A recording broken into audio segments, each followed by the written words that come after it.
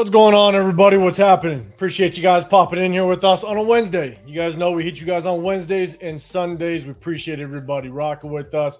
Do us a big favor. As soon as you get up in here, double tap that screen, hit that like button for us. It definitely goes a long way, but we appreciate you guys popping in here. Got a lot to talk about. We got some new coaching news. So you got both the offense and defensive side starting to kind of bring themselves together. So we got 3 coaches that were announced. We're going to talk about that. We're also going to do a start 'em, bench 'em, cut 'em. So if you want to get included in that and have a chance at possibly getting involved in this giveaway on March 11th, hit that sub button, get included, have a little bit of fun, play that game, start 'em, bench 'em, cut 'em. It's going to be a fun one. And then after that one, we're going to go ahead and we're going to start to talk about some possible players that will be some cap casualties that might find themselves in free agency, and do we want to go after them? Obviously, we have a lot of holes. We need a lot of help. So we're going to throw some names out there. Definitely want to get you guys feedback as well. But as we kind of tap up in here, we jump up in here, answer that question up top. As you kind of roll up in here, definitely want to hear your feedback. But I'm definitely going to say what's up to my guys before we hit up the chat, man. I'm going to shoot to you, Chris, man. How you feeling? What's going on? I am good. What's going on, fellas? I think all 3 of us are officially booked for Pittsburgh. So I'm feeling good. It's going down. Oh. You know what I'm saying? But overall, I'm feeling good, man. Feeling good. The snow's finally melting. I can see the pavement again. So, it's all good out here. I like it, man. Shout out to you, man. Severe, what's going on, brother? How you doing? Oh, man, I'm doing good, man. It don't snow out here, but it was raining like a mug like the past 2 days, like raining sideways. It was ridiculous. But it's the sun peaked out today. I think it's supposed to get back to raining tomorrow though, so we'll see. But hey, this coaching staff is coming together, ready to chop it up with my bros about it. I'm telling you, hey, and the rain that you got was the rain that I just got the last couple of days, and so I appreciate that. You guys just flooded it my way. God damn, man. But hey, I got a free car wash out of it. That's how hard it was raining, so I can't complain too much. And hold on, man. Tony said it doesn't rain out there, man. What's going on, man? What's going on? Somebody lying. Raphael Sadiq was a damn lie. He's lying. No, man, but shout out to everybody, man. If you guys don't know, you guys are in the Raider War Room. We hit you guys on Wednesdays and Sundays. We appreciate y'all. You got Chris Tech Show Podcast, The Severe Raider. I made a 5 Raider. My channel is Real Talk Raider Nation, man. We appreciate everybody popping in. Before we get to the chat, our guy Chris, man, he's got a question for the chat, man. Chris, man, hit them with the question. Let's see what their feedback is. For sure. So a lot of talk about this Raider Nation coaching staff. As we know, they're pretty much fully assembled. So I want to know from Raider Nation, man, because I you know me, I like to see how delusional you guys are. But I want to know, rank our coaching staff in the AFC. I want you guys to put 1, 2, 3, or 4 where you guys think we're ranked as far as coaching staff in our division. And I'm not going to say nothing because you ain't going to call me a hater today. But I'm just curious, man. Let me know where you guys rank our coaching staff right now. Are we first? If we're the best, put 1. Second best, 2. 3, third. And if we're in the basement, put 4. Let me know. Let me know. Right. Flood the chat. Let me know. So, hey, as they're getting through, as they're putting their responses in the chat, let's do this. Chris, I'll throw it to you this time, man. Go ahead and start saying what's up to everybody in the chat. I think starting up top, I'll click on this one. Leo, man. My boy Leo, what's happening, Leo? Cheeto Linus, man. Make sure you got to check out my boy, man, with fire content. My guy in the building. My boy DK, Raiders in the building. Salute to you, my guy. Got my brother Yaya in the building, man. Salute to you, my friend. Got Bush in the building. He said, what up? I hope everybody's having a good night. Yeah, we are, man. We are. I hope all you guys having a good night. Wouldn't want to be with no one else, man. Shout out to you. Got Yvette in the building. What's going on, Yvette? Appreciate you stopping by and always showing love. Got Teflon in the building. Hey, we appreciate the hate too, man. As long as you double tap the screen, as my boy Severe says. If you really hate us, hit our face twice. Very hard. Wow. Very hard. Quickly. SoCal in the building, man. What's going on, my guy, man? Salute to you. Got Joe Deuce in the building. What's going on? Mo Val in the building. What's going on? Got my boy across the pond, LS in the building. He said it snows at my house every day. Or every weekend. I'm not sure if that's a the DEA gonna be showing up at your house. I don't know. Right. Got Joe in the building. What's going on? Got Racer in the building. What's happening? Let's see. My boy, now they're starting to get the answers in. He said fourth, in my opinion, unproven staff until further notice. Okay. Ricky Beers in the building with the 4. Joe with the 4. LS with the 4. Yvette is with the 3. Yvette, I gotta ask you, whose staff are we better than? Just curious. Let's see. Boy Straight in the building. What's going on? Let's see. DK, 2nd and 3rd. Who we better, man? Who we better? I want to know. SoCal in the building. What's going on? Anthony, appreciate all the love. SoCal, he says 2nd. I'm optimistic. Y'all got to show your work, man. You remember growing up. You got to show your work. If you take a piss test, are you going to test positive for optimism? man, let's see. We got a 4th right there. Let's see. Who else? 4, but competent and rapidly improving while the others are aging out. Ayo, Anthony. Woo! Got the number 1, bro. Okay. Number 1? I feel you. I love our fan base. But we are. Keep them coming in, y'all. Keep them coming in. I'm trying to see what y'all about. But go ahead, 805. Yeah, man. So hey, appreciate it with this rocking with us. We got you got Jackson up top, man. I'm gonna be honest. I don't know one motherfucker in this coaching staff, but McCoy and Kubiak and Leonard. We're gonna talk about a couple others that were added to it. But you're right. There's some names that, man, I don't even know where they came from. We got one coach that looked like they could be Yaya cousin or something like that. The wide receiver coach. Oh yeah, this is my dad Yaya cousin. Like, give me some tickets, bro. TK, what's going on, man? In the building. Let's see. Yeah, we got a couple others. Pigs in the building. 4, but competent, rapidly improving while others aging out. All right, okay. Let's see. And salute the Pig, man. He been doing a show with Turf, man, every week, man. So make sure. For sure. Yeah, make sure you guys tap into to my boy Turf, man. You know he the grandpa of the group, man. So check out his show. And Pig been doing his thing, man. Oh, grandpa Turf, bro. Pigs, man. Just get Turf a little motivated, some way, somehow. I know he's not the most happiest guy with all the draft picks that we've had, and he's not very happy with the Mendoza talk. So, Pigs, man, if you can get our guy motivated, man, I would definitely appreciate it. Shout out to you.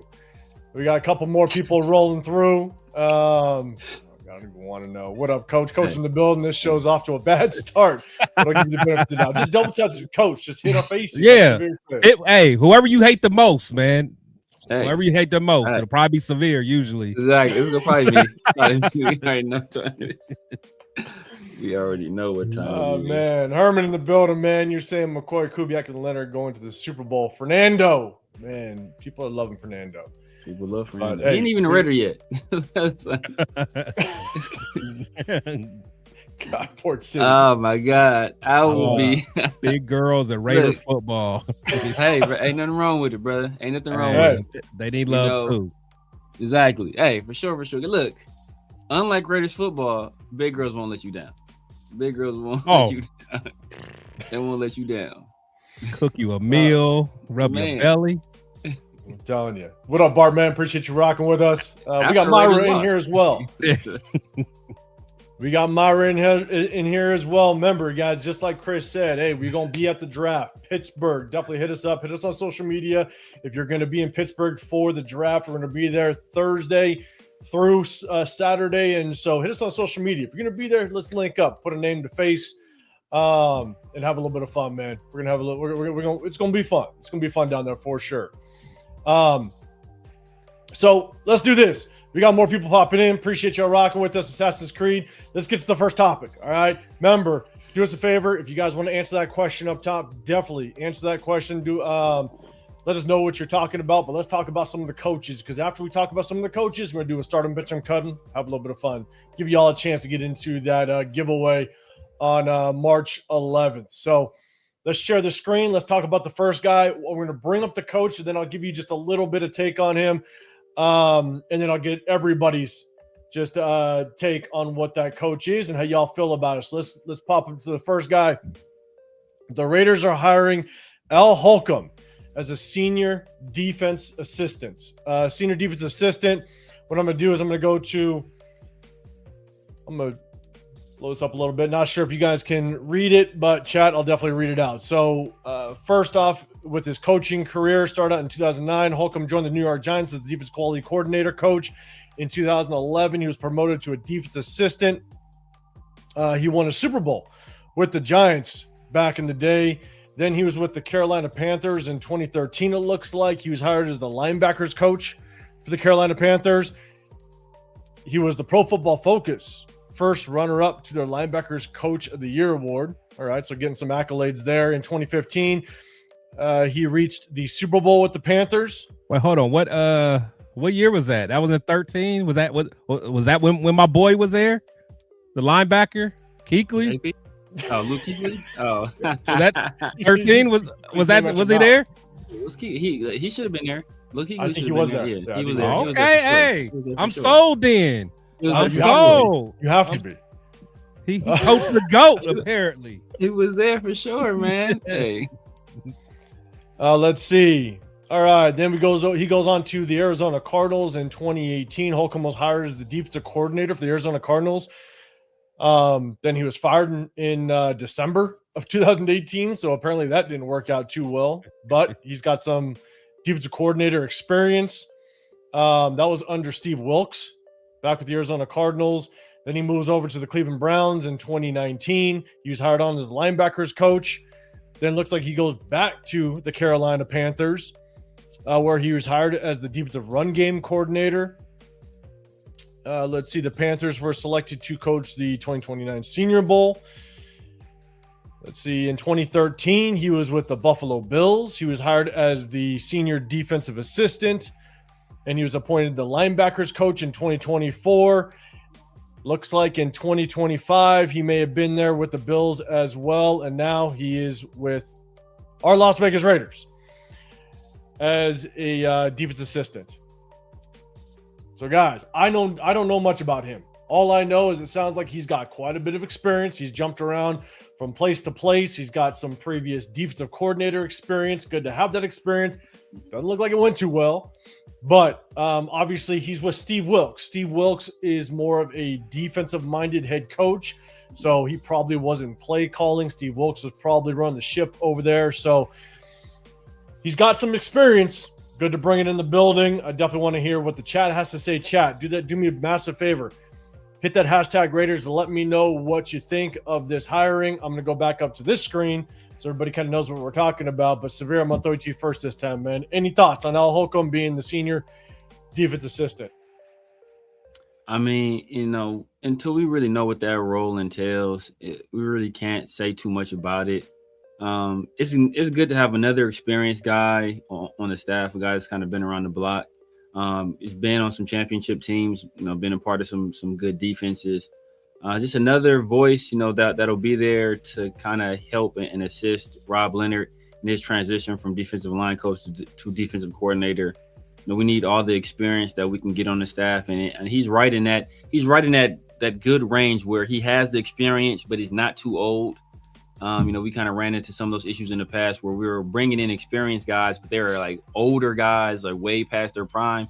He has plenty of experience, but he's also, still, young enough to really contribute and really get in there and grind and do the work. So, like I said, it's always good to have these kind of voices, especially guys that have been around success in their tenures. I agree. And LS, after hearing all that Holcomb, his best trait is definitely that guy. He kind of looks like Aaron Donald. He's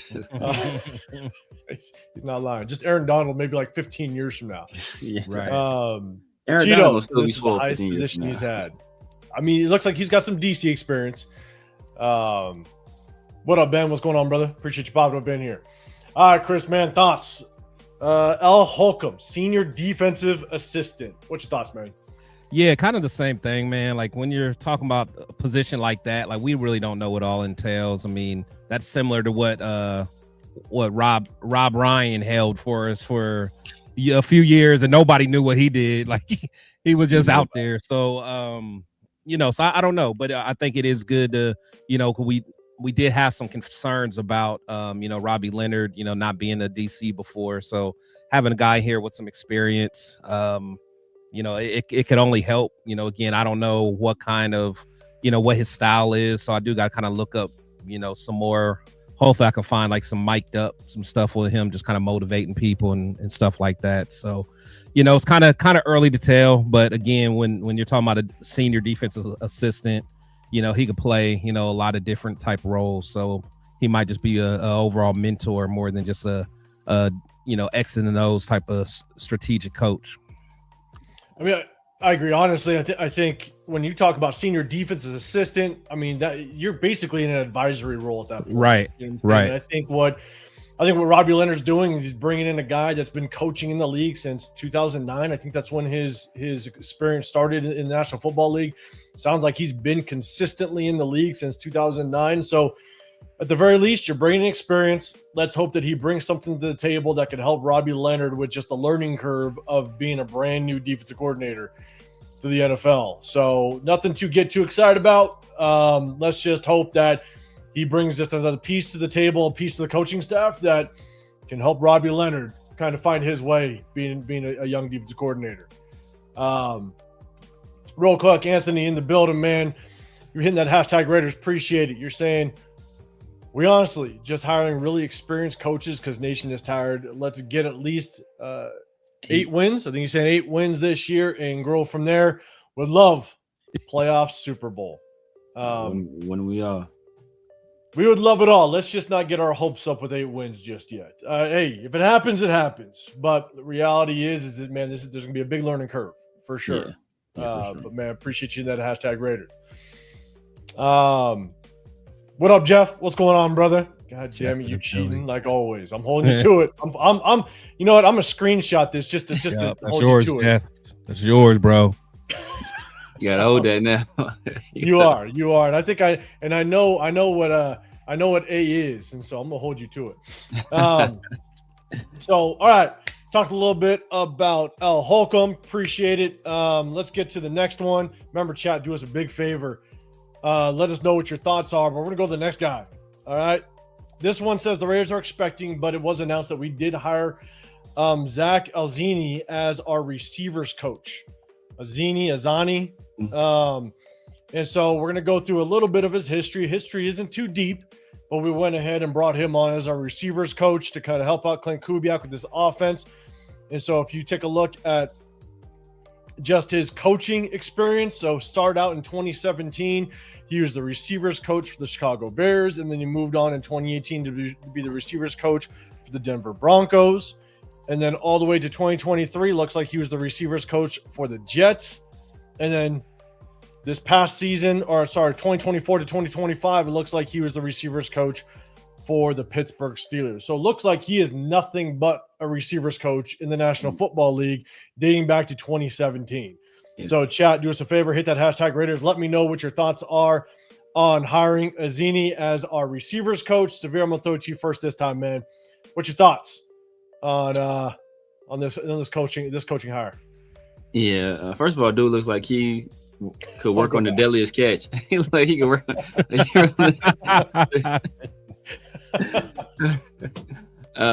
but just looking at his resume, like just going off memory, I don't think any of those receiving corps has been good. I don't think none of the receivers coaches he worked for, I don't think any of them been any good. I have to go back and check. But has any of those guys been, any of those groups been good? Let's see. So Bears in 2017, they weren't good at all. So I can't imagine they're very good. 2018 Broncos. I guess usually they would list the accomplishments like this. They were one of the best receivers. It's like just listen to his job. Like he worked here and then he didn't last only a year. So then he worked here and he lasted he lasted a few years with the Broncos. And then the Broncos 2013 the first Garrett Wilson year. 2023. That was I think that's year. Was that year 1 Garrett Wilson or year 2? Might be. I think that was year two Garrett Wilson, because he came in. Him and Chris Olave was the same draft. That was the year that the year we got Devontae was the year that Garrett Wilson and Chris Olave came out. So I don't. That might have been, huh? So that was like, yeah. So no, I don't know. So I don't think that was. You missed Garrett Wilson. Garrett Wilson was there, but was he there? He didn't have nothing to do with Garrett Wilson being no good because Garrett Wilson been in the league already like 2 years or a year. Yeah. And then Pittsburgh Steelers, 24 as well as last year. Obviously, last year they had DK. I don't know.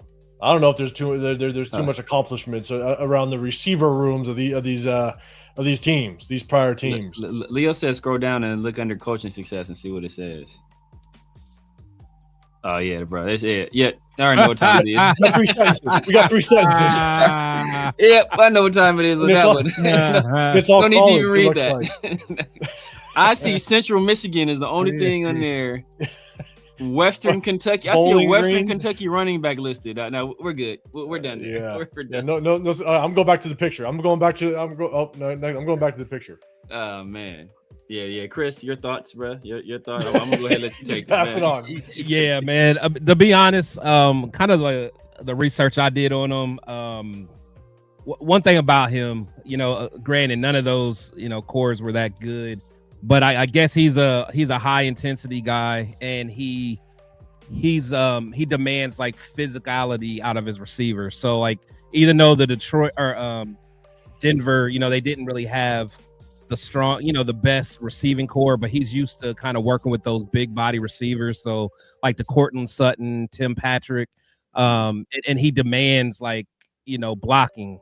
So maybe. The thought is, hey, he might be able to get something out of Thornton, maybe. I don't know. But he is gonna, make sure those receivers are physical. So that might help. But yeah, just kind of looking at that list, his success, is nothing that I can really take away from it. Like I said, apparently it seems like he's a player's coach. The guys like him, but if it doesn't have any results, it really don't matter. But we'll see, man. We'll see.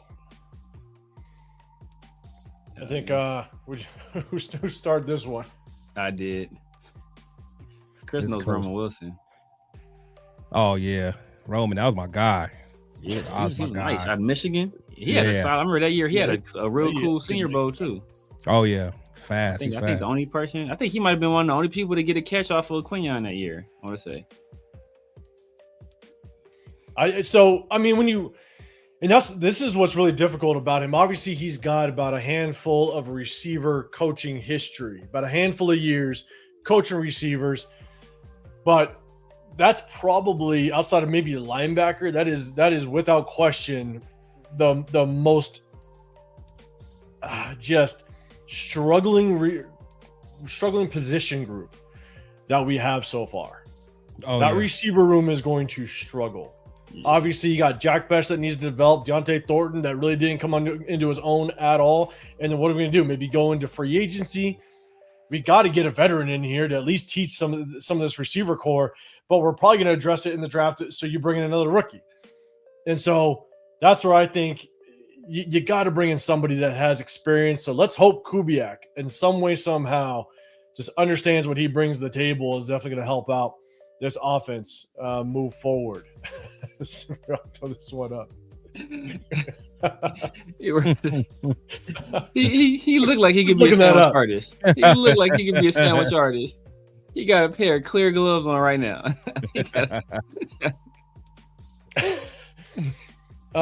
Leo, you saying he coached Pickens? Yeah, okay, he did. He coached Pickens.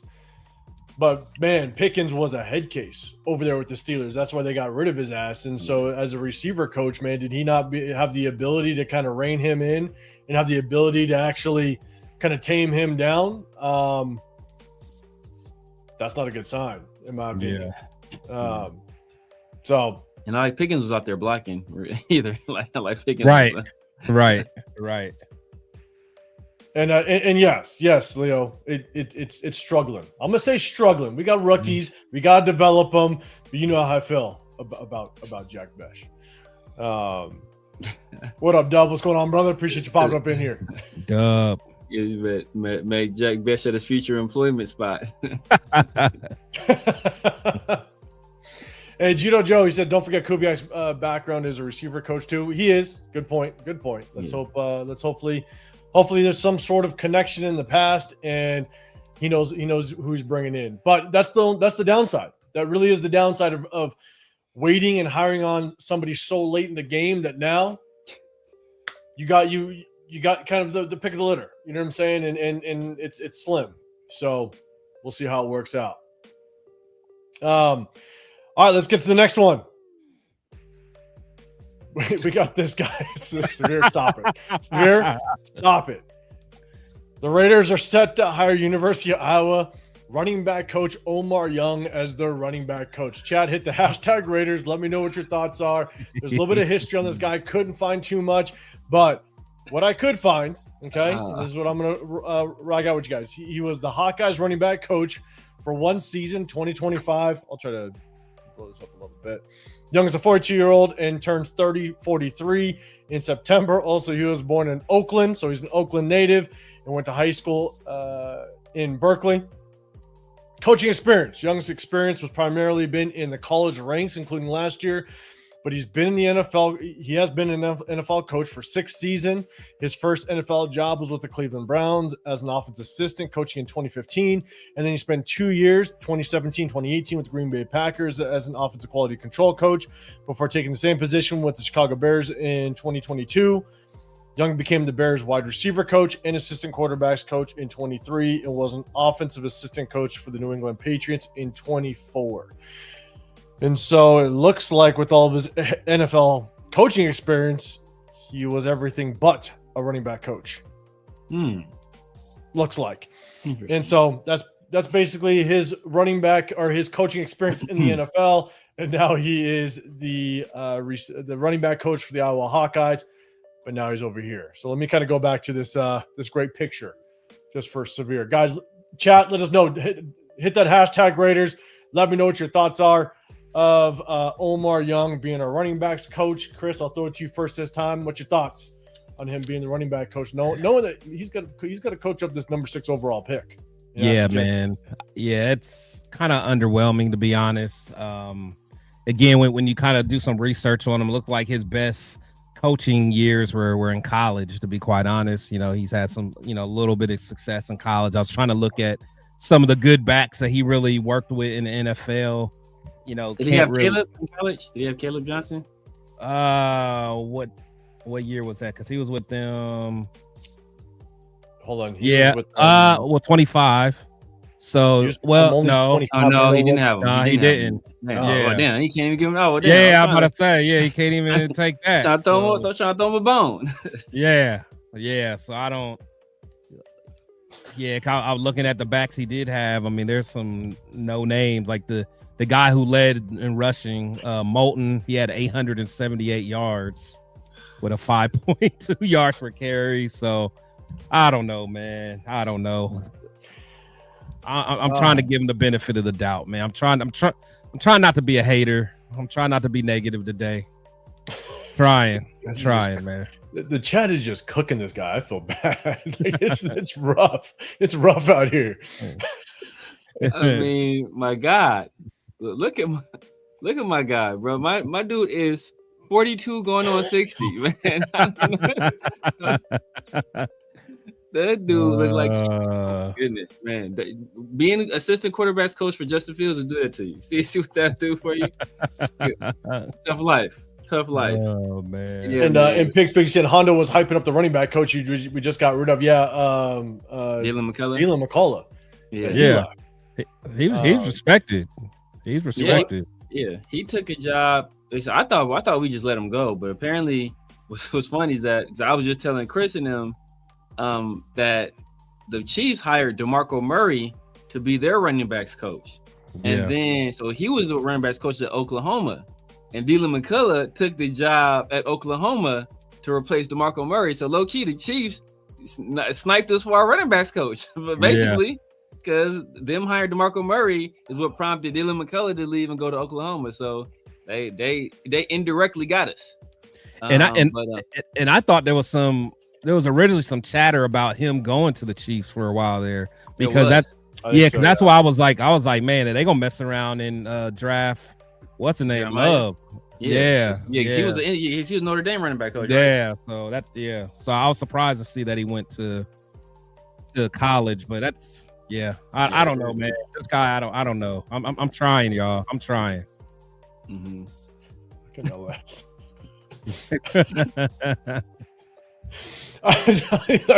Man, I mean, hey. and that's again, it goes back to what the receiver coach was that we just talked about. You know, you're grabbing a guy from the college ranks, and unfortunately, yes, he's an offensive assistant, so you don't know exactly what role he played in other coaching staffs as an offensive assistant, but he just doesn't have any running back history as a coach, at least what I was able to kind of read, and I could be wrong. Maybe there's more history for him back in the day, but unless there's some coaching ties, unless Clint Kubiak just kind of understands who he is and knows through the grapevine, you know, he's connected some way, somehow. Let's hope that he's a good coach to bring in, because at the end of the day, he's coaching our number 6 overall pick. And let's hope he does a little bit better than what LS just kind of threw up there. Severe, man, did I throw it to you? What your thoughts are? Yeah, man. It's not too much to say, man. It's another coach that, you know, just new to their position. You know, we did that with our safeties coach. You know, we're doing it with this coach.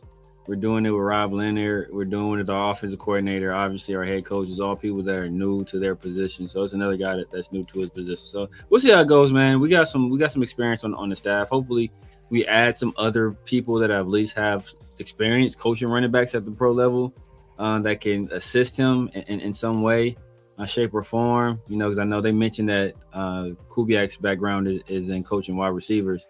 Because he couldn't stop him as a safety, so that's why he had expertise there. But like this guy, he has no experience with running back, so we'll see.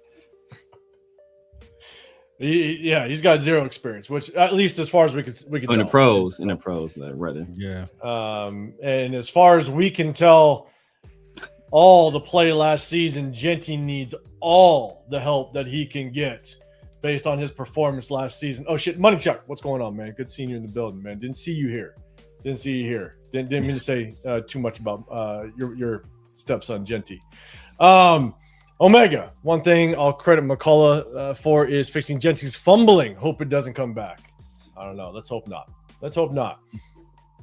Definitely appreciate everybody rocking up in here. Do us a big favor. Double tap that screen, hit that like button, hit that sub button if we get included in the chat. We just talked a little bit about the coaches that came in the building. We are going to hit you guys with some possible free agents that will be available due to cap casualties. There's been some reports getting thrown out there that some players might be hitting free agency unexpectedly. And so I wanted to get you guys feedback on that. Just kind of see what your thoughts are. But we definitely want to hit you guys with a fun little start them, bench them, cut them. Let me kind of bring us back up to the big screen. Let me go ahead and set it up. Definitely do us a favor. Double tap that screen. Let me pull this thing down. Let me go ahead. You like in for this, man. Chris been low-key whipping my ass in the start. I don't appreciate that, bro. So I got like in today, man. He low-key, man. Nah. I can't get my ass whipped on a weekly basis. And start getting cut him, man. Hey, shout to Where's the Flag? Because I'll tell you right now, that Iowa offensive line is no joke. So I think it was Where's the Flag that hit me.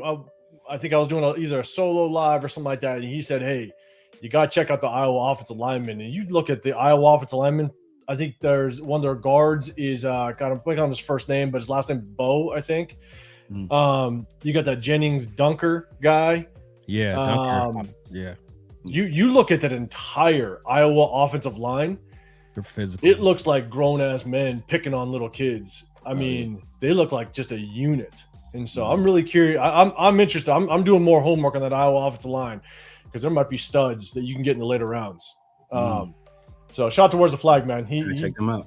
Yeah, he threw something out there. So it was fun. So, all right. You guys know the deal. Start them, bench them, cut them. Chris is killing y'all with guessing who that third player is. I'm getting my IT people ready for when it's mock draft time, baby. Jeff is already CBA, so I'm already going to type it in there for him. Just like that. But this is the way it's going to go, guys.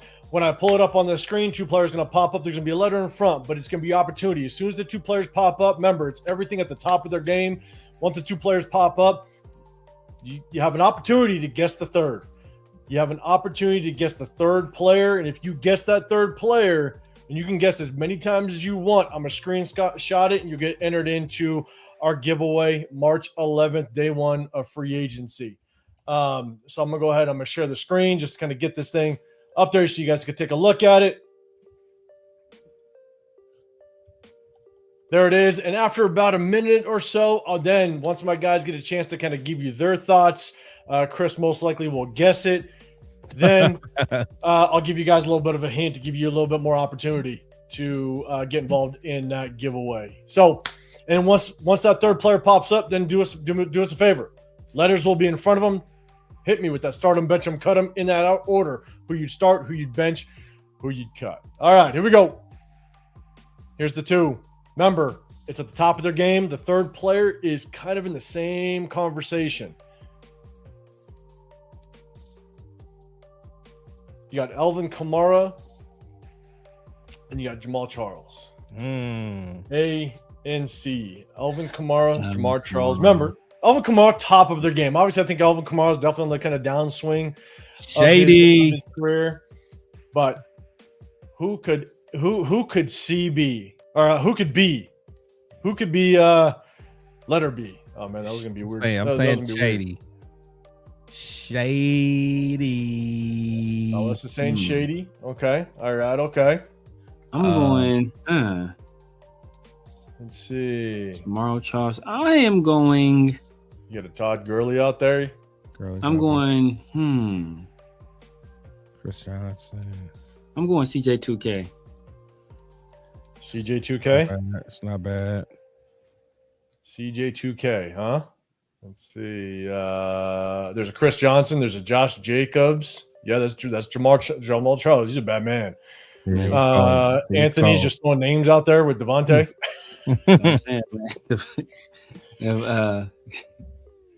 That's certainly a guess. Let's see. Got a lot of shadies. Okay, people are feeling a little confident with the McCoys. Let's see. Oh, We'll give it a little bit more, and then I'll give you guys basically two hints.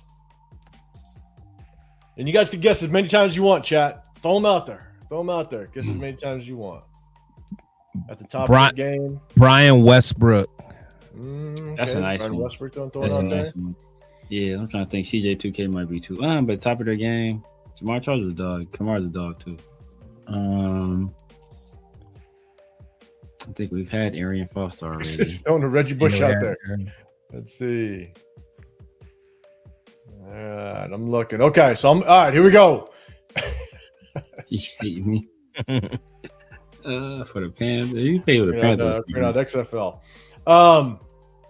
Here's two hints. Number one, he's an existing player.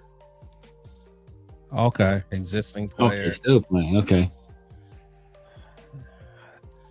Oh yeah, it's got to be Gibbs. Once I give you this next one, you gotta be Gibbs. I'm giving you like 20 seconds. McCaffrey. And he's a former Raider. Oh, then it's Josh. I'm giving 20 seconds. Now it's basically 15. Yeah. So who said Josh? Somebody said Josh. I already got it. Yep. We only had one. Oh no! Oh, he's an existing player though. He's still playing. Yep. It got to be Josh then. Rolling five more seconds. Once I type done, then we're done.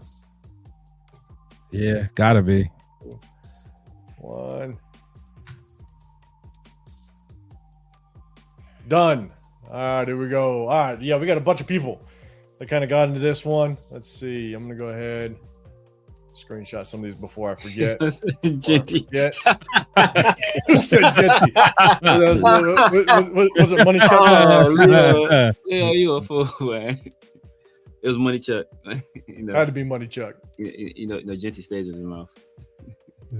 right. Okay. All right, here we go.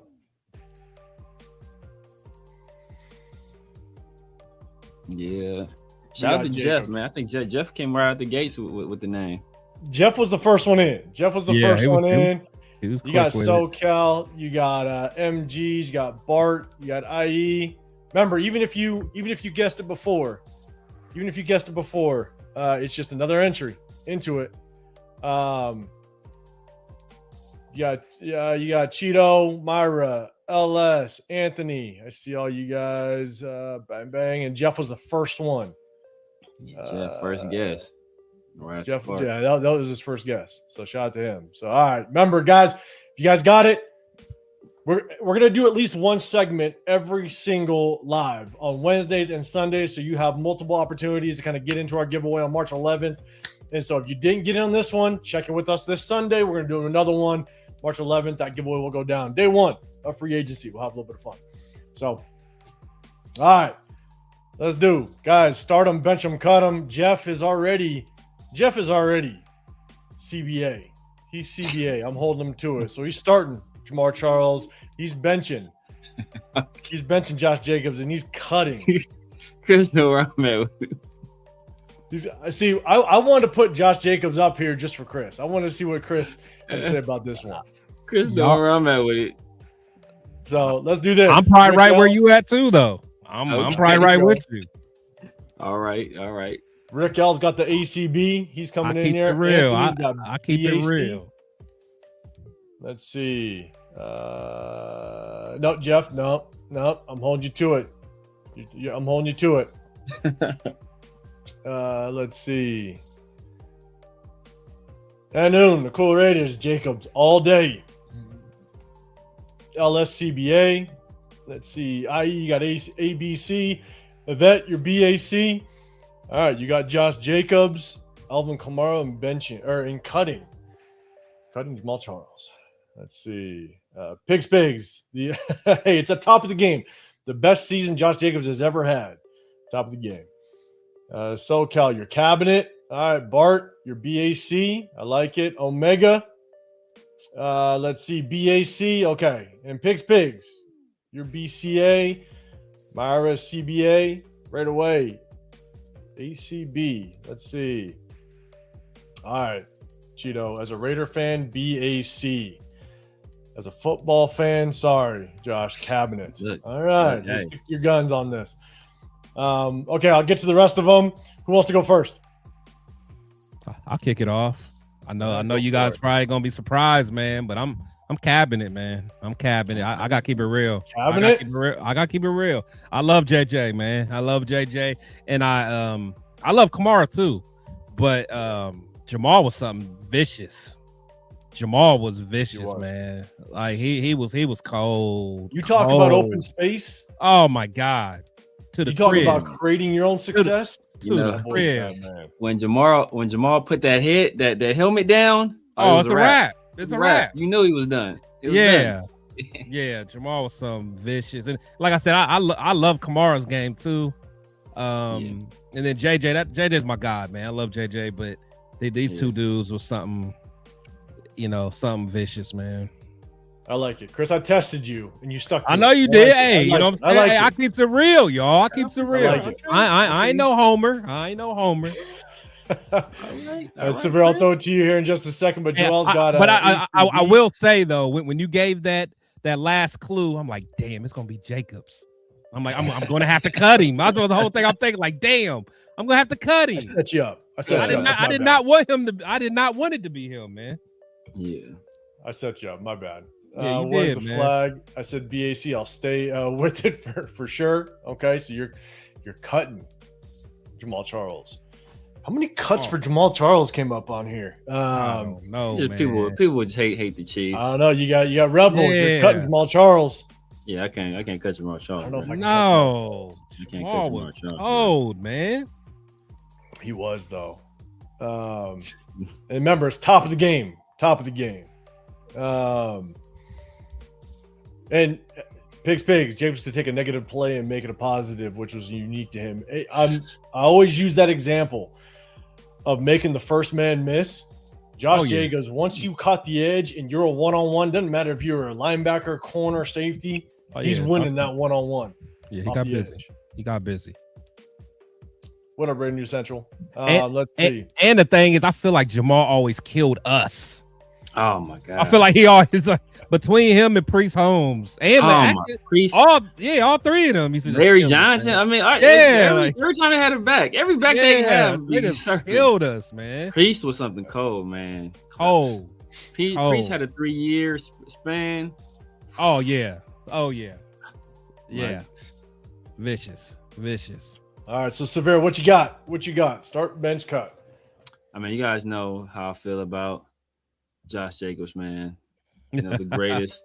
No, I'm messing with you now. I'm cabinet. I'm cabinet too. For the longest time, Alvin Kamara was like my favorite running back in the league. Yeah, it's like my favorite running back in the league for the longest time. Everybody was he was my favorite running back in the league. Just watching him run, how to do moves. You talking about contact balance? That dude's contact balance is crazy. You could split him out wide. He could basically line up in the slot, play wide receiver for you. You know, it's crazy that he was that good. He's never had 1,000-yard rushing season. I know, but he's had several over 800-yard receiving seasons. I mean, between the two, he's that kind of makes weapon. up for the lack of rushing. So, but Jamar, just watching, it makes I just saw Jamar Charles do us filthy so many times. Man. I have Jamar Charles there, but Jamar Charles is crazy. But you know, Josh, Josh, respect to him, you know, for the 1 year, one good year he had with us, man. Respect. Calm down, bro. Calm down. Myra, make him some lumpia for coming in last place. You know, go ahead.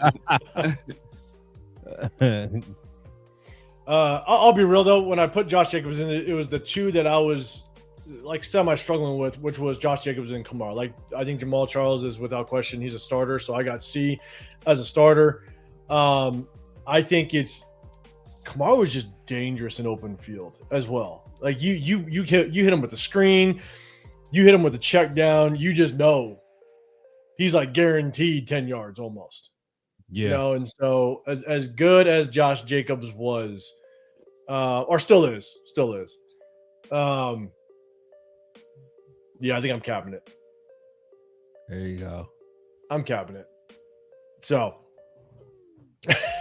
Coach, you just negative always up in here, it was man. Me, Coach. It was me. I am guilty. This was my creation, man. I'm gonna do one with. I think I said this last off season. I'm gonna do one with Tommy Eichenberg. Just imagine the guys I'm gonna put up here with Tommy Eichenberg. Oh my God, it's gonna be Luke Masterson. Exactly. Gosh. Amari Burney. Exactly. Amari Burney. I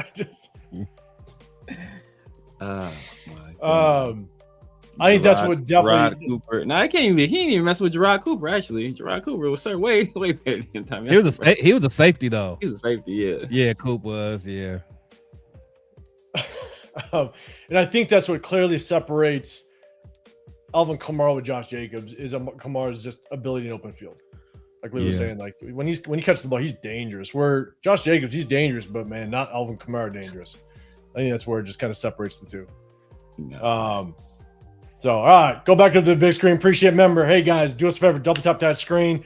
We will be doing more stardom, benchum, cut'ems. If you didn't get involved with this one, hit us on Sunday. We're going to do another one, give you an opportunity to get involved in that giveaway March 11th. We'll go live because Wednesday, March 11th, that's day one of free agency. It just coincidentally lands on Wednesday, the day we go live, and we'll do a giveaway that time around. Right now, we have, I think, after this one, we have damn near probably over 30 people right now in that giveaway. And so I'm charting them. I got them collected. We're going to have some fun. Fire. Yeah, it's going to be clean. All right, let me bring that down. Let's talk about some possible free agents that are possible players that can become free agents due to some salary cap casualties. So I'm going to bring them up on the screen. Chat, I want to get your guys' take on it. Hit the hashtag Raiders. Let us know what your thoughts are on some of these possible players that can be cut and become free agents. So let's go ahead and share the screen. Oh, let me set this up first. I'll go entire screen this time. Bang. We're going to start with Michael Pittman. This one's interesting because obviously we have a lot of needs in this receiver room. It'd be great to bring in someone that is basically a veteran, someone that could help teach some of the younger guys. Obviously, we can go the route of the NFL draft. And so, but if we wanted to bring a free agent that can potentially help out this young receiver room, this might be a name we could definitely take a look at. So chat, hit that hashtag Raiders. Let us know. Would you want to possibly bring in someone like Michael Pittman Jr. to help out this receiver room, given the fact that we have such an experienced receiver coach now in the building? Severe man, what's your thoughts on Michael Pittman? Michael Pittman is solid. Depending on what he wants. Like Michael Pittman, basically, in my opinion, Michael Pittman is basically Jacoby Myers again. Like it's basically what it is. I think it's that same tier of receiver. So if he's not breaking the bank, if he's around that same money, 20 mil, 21 mil, I'll take a flyer on him. But even then, I don't think he's a true number one guy. I think that's you're still like basically a platoon, like you're platooning at wide receiver. So he'll fit a certain mold of wide receiver, and you get another speed. Like maybe if you somehow get Rashid Shaheed and put him across from him as a deep threat, or maybe you work with Trey Tucker, let him fill that role. It can work, but like I said, he's not a true number one guy. So if he's demanding true number one money, then I'm passing on him. Yeah, so some people are saying, Leo, you'd be cool with it. Raymond, you're saying real Michael Pittman.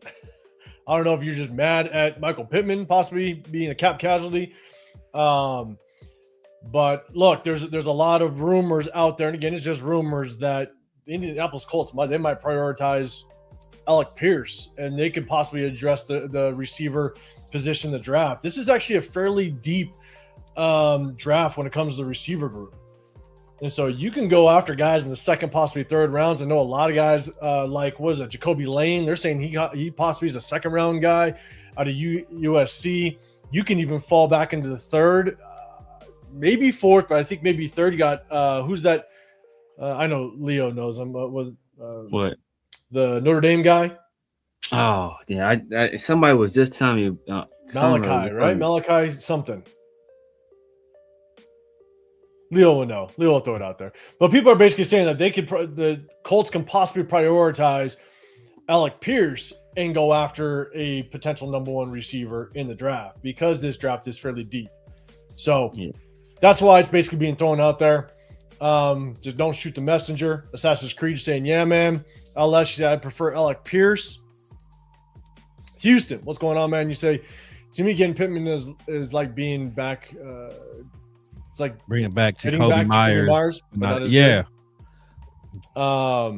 Pigs. Pittman makes a lot of sense, size and physicality. And so Raymond, you're saying bro is nowhere near Jacoby. I don't know.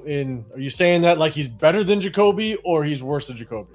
I think he's saying Jacoby's better. Yeah, I would say Jacoby. In my opinion, Jacoby's better, but they're in that same like tier where they're really wide receiver twos, but they're high. They're high end wide receiver twos, low end wide receiver ones.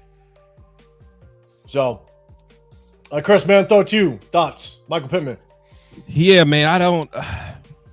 A part of me is like, could he be a good target for Mendoza? Just knowing Mendoza's skill set, back shoulder, stuff like that. Yeah, physical receiver. Yeah, but he's gonna cost.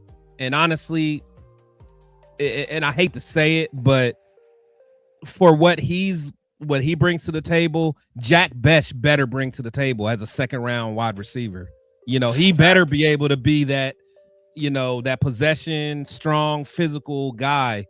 And me personally, I don't think he is, but to be a second round pick, you better. So I'm not against Pittman, but I think I'd pass on that. And plus the fact that we let Jacoby walk and didn't take care of him, and then would bring someone like Pittman in and probably pay him more than what Jacoby's getting paid.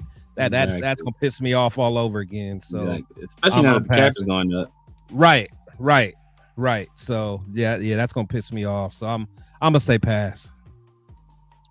Yeah, no, and my thing is, I don't know how much he's going to be demanding out there, and if you're not getting a true number one, at possibly the salary cap that he's going to demand, not sure, in my opinion, that I'm going to be going that way. So, look, one thing I have heard about him, that's what I was laughing at, bro. Big John in the chat. Big John came straight out the gate. He didn't warm up. I see him. Big John got straight to business. He got straight to business. Like, but one thing I will say about Pittman is that, you know, because obviously he went to SC, and that's where Amon-Ra St. Brown went, and so those two are tight. And Amon-Ra St. Brown speaks highly of him, just in terms of like the leadership he brings to the locker room, and the toughness and the physicality he brings to that position group. And I think like Pittman, I think he told a story that the only reason he went to SC is he was gonna go somewhere else. It might have been Notre Dame. He was gonna go somewhere else, but SC had tricked him and told him they was gonna let him play both sides. So I think he's a safety too, I want to say. Yeah, he is. They said they're gonna let him play both ways. And then when he got there, they were like, got you. you wide receiver, bro. So, like, you know, just having that defensive background, you know, that shows you the kind of tough, especially playing safety, that shows you like he's a little more physical. He ain't afraid to bring some heat. So, you know, that would be good to have out there. But as Chris was saying, bro, like Jack Best, if you can't do that, bro, you gonna be stacking boxes. I'm saying, man, stacking boxes. I'm with you in the sense that he's the number. He was a second round draft pick. We got to get some value out of him. We have to. Right. And if we go after another receiver, we definitely need to go after somebody that's going to be a true number one. A true number one, especially depending on how much salary cap he's going to demand. If it's more than what Alec Pierce is going to want, you know, if that's what he's going to be trying to go after, then look, I'd much rather go get the number one receiver in the draft. Right. Just go draft one. Get one on a rookie contract. You know, in my opinion, that's basically where I'd end up going. And and I think you want a receiver that has more of the route tree as well. You know, I mean, because a lot of that stuff in the middle, you know, Brock's gonna kind of do his thing there. So I want a true number one that got the full route tree. Yeah, no, facts. So, but Big John, you are always about business. You keep it business from start to finish. I'm with you, Big John. Or we could just trade maxxcrosby to Detroit for a 1 and 2 and Jameson Williams. Oh, see, now you're gonna piss off everybody. Now you're gonna piss off everybody. All right. So next up, guys, let us know your thoughts on Michael Pittman. You guys have kind of been throwing it out there. Here's the next guy that could potentially be a cap casualty. Rashan Gary, pass rusher over with the Green Bay Packers. We have maxxcrosby. Severe just said, you might see maxxcrosby exit the building. You never know. But either way, you need someone opposite of maxxcrosby. And right now, we are very, very thin. If Malcolm Kuntz ends up being just let go into free agency, Charles Snowden might be let go into free agency. We still need to possibly bring him back. We all know what we have in Tyree Wilson, which isn't much at all. So we need someone opposite. Snowden's restricted, isn't he? Isn't he restricted? Is he restricted? I thought so. Yeah, I thought the team would have to give up something to get him. Yeah. So he'll likely come back. Did we tender him though? Did we tender him? I can't remember. I just remember seeing a list. I thought him and Thomas Booker, they were. Yeah, I think they were restricted somehow. Yeah, I'm cool off of that one. So, chat, let us know. Hit that hashtag Raiders. What's your thoughts on Rashan Gary? Would you potentially bring him in? I don't know exactly how much salary cap these guys are going to demand. It's just hypothetical, given the fact that they're just projecting them to be cap casualties. So we don't know what their salary cap or what they would demand in the open market. So just think of it that way. All right. It's just kind of a loose projection. But Chris, I'm going to throw it to you first this time, man. Thoughts on Rashan Gary? Would you possibly want to bring him in? Yeah, Gary, man. That's one of my Michigan dogs, man. So we know what you're going to say. Well, no, the thing is, he can play, but he disappears. Like he'll disappear for a minute. Yeah. I mean, when he's hot, but he'll go cold and on a milk carton real quick on you, and he'll get injured too. So yeah, that's part and the thing is, I think he's coming off of a down year because I know a couple years ago he was balling, so he might, in his mind and his agent's mind, still want some bread. So as much as I like him, man, I might stay away from him. Honestly, he's one of those tricky ones that we can get caught up in free agency, paying a lot of money, and end up being, a lot of dead cap in the future. So I might stay away from my guy, and that's my dude too. Yeah, Anthony, real quick at the very end, we're going to talk about Tyreek Hill. Don't you worry, he'll be at the end, so stick around for that one. Leo, bye Coons. Take Gary. Okay, all right, you'll walk on from Coons. Let's see, Foxdale, Rashan Gary wouldn't be our number one receiver. Okay, he might. You want a number one? He might. He possibly could be. Right. He might. That's how bad it is over here right now, bro. Yeah. Severe thoughts on Rashan Gary? Yeah, man, Rashan Gary. I remember Rashan Gary. I remember him when he was being recruited. He was a number one recruit that year, 5-star. I think he was from New Jersey. I think that was one of Harbaugh's biggest recruits. I think Harbaugh had to climb a tree or something like that. He actually went back to back in New Jersey because he got him and Peppers went to the same. Jabril? They went to the same high school. Yep. Okay. Yeah. Back so to yeah, back. I think I remember. I don't remember if it was him or not, but yeah, I remember like Harbaugh had to climb a tree. Harbaugh on used to be wilding. It was wilding. But the thing about Rashan Gary is that just physical tools and talent. There are very few players in the NFL with more physical gifts than Rashan Gary. That's a fact. Very few. But like as Chris said, his motor runs hot and cold. So it just, does he feel like dominating the guy in front of him on this play, or is he up for this particular game?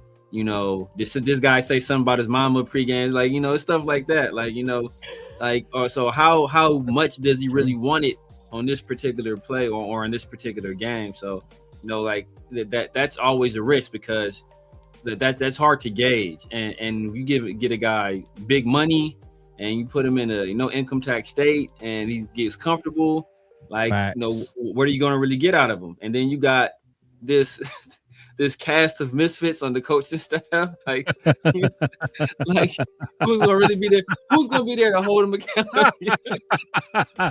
The cast of misfits. Because if it was there under Robbie, straight under Robbie, that's different. Yeah, because Robbie is like Robbie. He'll get them together. He's intense. But Robbie not gonna be strictly D-line. He'll probably spend a lot of time in the D-line room, because those guys, that's what PG did. PG spent a lot of time in the D-line room because they love coaching D-line. That's their background. But Robbie's background has been all over, right? He's coached D-line, coached linebackers. He's been all over the place. So is he going to have that same kind of passion? He's going to make that same kind of investment. And we're going to probably, as Chris said, because of the success Rashan Gary has had in some recent years, he might want more money than he actually should be getting. So are we going to be taking a risk, paying big money to a guy that's, kind of on the downslide of his career? I don't know if we should be doing that. And look, I'll be honest. Again, it goes back to the fact that when you talk about edge rushers, this is actually a pretty deep draft class. Yes. There's some guys. Yeah, there's some guys. There's some guys. I mean, if you see some guys start to fall a little bit, I know. Where's the flag? Just mentioned the Texas A&M, that Cassius Howell kid. I actually like him a lot. If Hakeem Messidor ends up dropping a little bit farther, some people have him projected kind of mid first, but if he finds himself for some weird reason dropping to the second, it's almost like, man, you could pull the trigger on Hakeem Messidor if you wanted to. Yeah. Another guy that I like that probably is more of like a fourth rounder, I think. I don't know for sure, but Chris, man, the edge rusher, I think his name is Moore. Oh, yeah, from Michigan? Yeah. Bro, he's violent. I like his game. That guy? Yeah, I would pull the trigger on him in like the fourth, possibly fifth. Even if you got like let's say, hypothetically, chat, don't get mad. Let's say we ended up trading maxxcrosby. and you end up getting like the Cassius Howell, and then you get more from Michigan, and you find yourself with 2 starting caliber edge rushers to kind of grow on and groom and really start to build a defense. Yep. But you also get maybe 2 first rounders, with it. Yeah, I'm okay with You're that. starting to build. I'm okay with that. You're starting to rebuild. Let's put it that way. But yeah, I think it's Derek Moore, right? I think it's Derek. Oh yeah, Moore. That's his name, Derek Moore. Yeah, He's nice, from man. that kid. He looks good for a mid rounder. Even though I know a lot of us will get PTSD, but I forgot his name. But the boy from Texas Tech, that edge. Oh yeah, Bailey. Yeah. Bailey. Yeah. Bailey gonna probably be a first rounder though. Yeah. I like him, man. I like him, but he's from Texas Tech, so yeah, he's a top 5 edge in this class, I think. Yeah, he's nice. Yeah. I think right away that doesn't like the maxxcrosby out talk, so that's all right. What up, Jason? What's going on, brother? Every time I watch Miami, Messidor just showed up. I like his athleticism. He's a monster. He's a monster. That was something I said when we were. I think I did a live. Maybe we were all on, or maybe I was solo. But when the national championship was coming up, as much as everybody likes Real Bang, yeah, the guy I want to watch for was Akeem Messidor, because every single time I want to go watch Bane, just kind of see what he brought. Messidor popped on tape. Oh yeah, it was a race to the quarterback. Oh yeah, for And sure. I'm just going, and I agree with Jason, because it's something that I said prior to that national championship. Messidor just looks more athletic, and he's just as big. Oh yeah, I think he's still clocked in at like 260, 270 at least. Yeah. And I'm sitting there going, man, with that athleticism, him off the edge, man, that could be nasty. Yeah. So I actually preferred to. I would actually pick Messidor over Bane, in my opinion. That's just me. Whoa. I would do it in a heartbeat. I wouldn't. No. Bane's something nasty. Bane is something nasty. Yeah, Bane. You have your concerns with Bane, though. You have your concerns with Bane. Short arms. Yeah. It's not just a short arm. To be honest, I think he's gonna struggle against athletic offensive tackles. Hold on. Didn't you say this about my boy? You said this about Mason Graham last year, man. I don't want to hear what you guys say. Look, whoa. Look at Mason Graham that first half of the season. Nothing. No, he was balling. He was doing all right. Absolutely not. He didn't even register a sack this season. Man, on one of the best defensive fronts in the National Football League. He didn't get a sack because Myles Garrett was getting him first. I'm saying Myles already was there. Doubled and triple team. Mason Graham was still getting there all season on the long. way to the quarterback. Myles Garrett was like, they kept looking for Mason Graham the first half of the season, and there was talks of him he wasn't living up to that number 5 overall pick at all. He didn't make the All-Pro rookie team in a weak defensive line class. But that's kind of politics too, though, because Genty did make it, and we all know he didn't deserve it. He made Conversations a second team. That's what he made. And I'll put it this way: the Browns fans are absolutely thrilled with what they got from Mason Graham. I'm here. Fans are absolutely thrilled with what they got out of Genty too. So I don't know how you want to put it. Good point. Hey, you know what? Touche. You got me. No, look, no. But what I'll end with is, yes, I had my concerns with Mason Graham, and look, I'm telling, like, the first half of the season, you look at what he was doing, there was concerns. But what I will say is, based on what I went back and I looked about 4 games of the tail end of that season, and kind of what everybody was talking about, it looked like he turned it on the second half of the season, where he just started to kind of look much better. And so, like any rookie, was he banged up too? Wasn't he banged up? I think he missed 2 games. The first part of the season. I want to say he was banged up early, right? Wasn't he banged up early? Yes, I think 805. You might be talking about like early, because I know like in preseason and like training camp he struggled because they try to say he was out of shape because he was like throwing up and stuff like that. But like towards the beginning of the season, he was doing all right. I will say this: Chris hates Chip Kelly. You should be thanking Chip Kelly, because Mason Graham's dream school was. It was UCLA, and know what?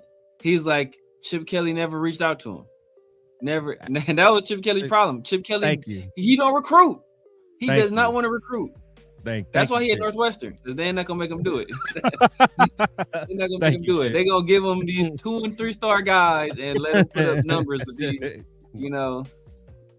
But honestly, go back to just all the reports, and I went back and I watched Mason Graham the first 8 games, because even if I don't, whether I like a player coming out of the draft, entering the NFL, or if I like him or I don't like him, I go back and I try to do my homework to just kind of take into consideration. Okay, was I wrong? Was I right? Why was I wrong?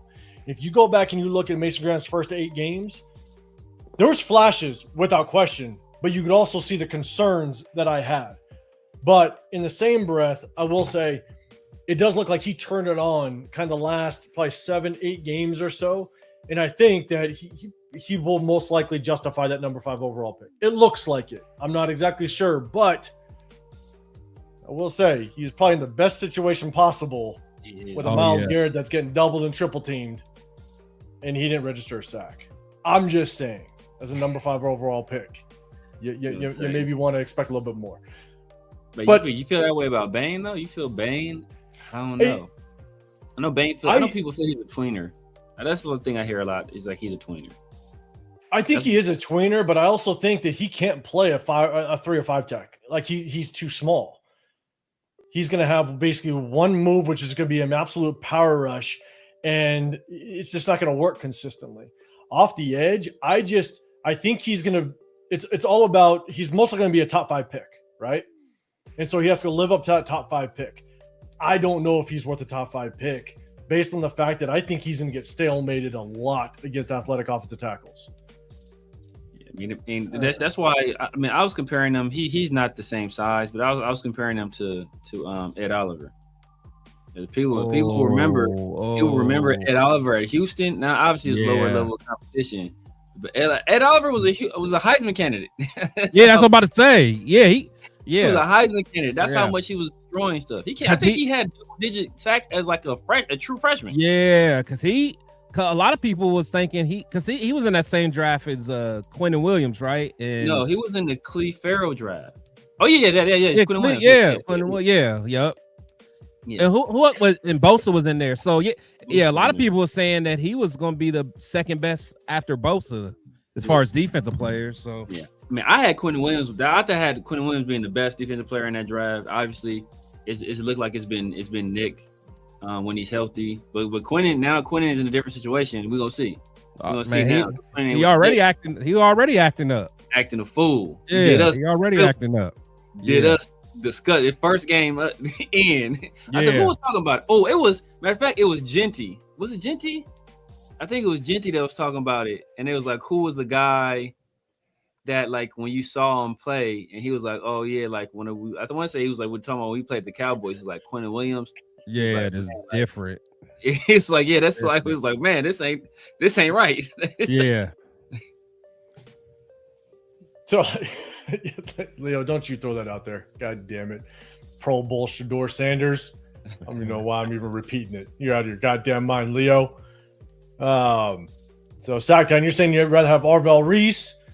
I know a lot of people are talking about Arvell Reese. I got to do more homework on him, to be honest with you. I'm getting there. Reese is nice. He's nice. Arvell Reese he's a projection just because he played off-ball linebacker at Ohio State, and he was a monster there. But, like, the first – I don't know, however many games. I think through the first 8 games, he had like 6.5 sacks. So he was basically damn near a sack a game. But he's playing off-ball linebacker, so he really didn't get a lot of opportunities to rush. So it's a projection there, much like Micah. But you just see the physical gifts there. You see the nastiness. You see he has pretty good hands. So you project all of that to say, like, we just put him in the pass rushing role full time. What can this dude do? And he can be. It can get nasty. The only thing I'll say about Arvell Reese, just based on what I've seen so far, and again, I have to do more homework on him, is he feels like he'd fit more of like a 3-4 outside linebacker. Yeah, I agree. Where you can move him around, where he might play off a little bit, maybe off ball, but then all of a sudden, now he's coming off the edge. You kind of keep the offense guessing where you line him up. It feels like he played better in that scheme, but again, I got to do a little more research. Yeah, Cheeto, man. Jacob Rodriguez. He is definitely a guy I'm going to be looking at. If he falls to second, I like Jacob Rodriguez. Is his teammate coming out too? That other line? I like that other linebacker too. I don't know. I forgot his name. Hunt or maybe or Ben something. That he's nice too. He's nice. They both are nice. He'll be a late round guy. I'll keep my eye on if he came out, but he's nice. Yeah, we're gonna be bringing out some game film of all these prospects. I'm already starting to kind of clip up game film. We're definitely gonna do Fernando Mendoza.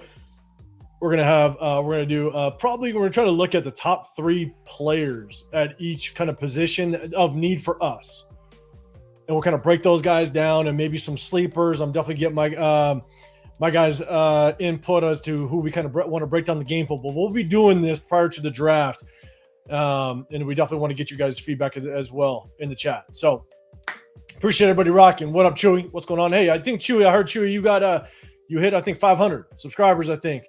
Shout out to you, man. Keep rocking, guys. Make sure you guys go hit up Chewy, man. Shout out to you, man. Okay, let's get to another one. Again, possible cap casualty. Let me know what you guys' thoughts are. Hit that hashtag Raiders. Brandon Aiyuk. I feel like this is going to be a quick one. Brandon Aiyuk, cap casualty, possibly. He's going to be expensive based on that contract. So, chat, real quick. We're not going to spend a long time on this one. What's your thoughts on Brandon Aiyuk? Would you want to bring him in, knowing that obviously we have a very thin receiver group?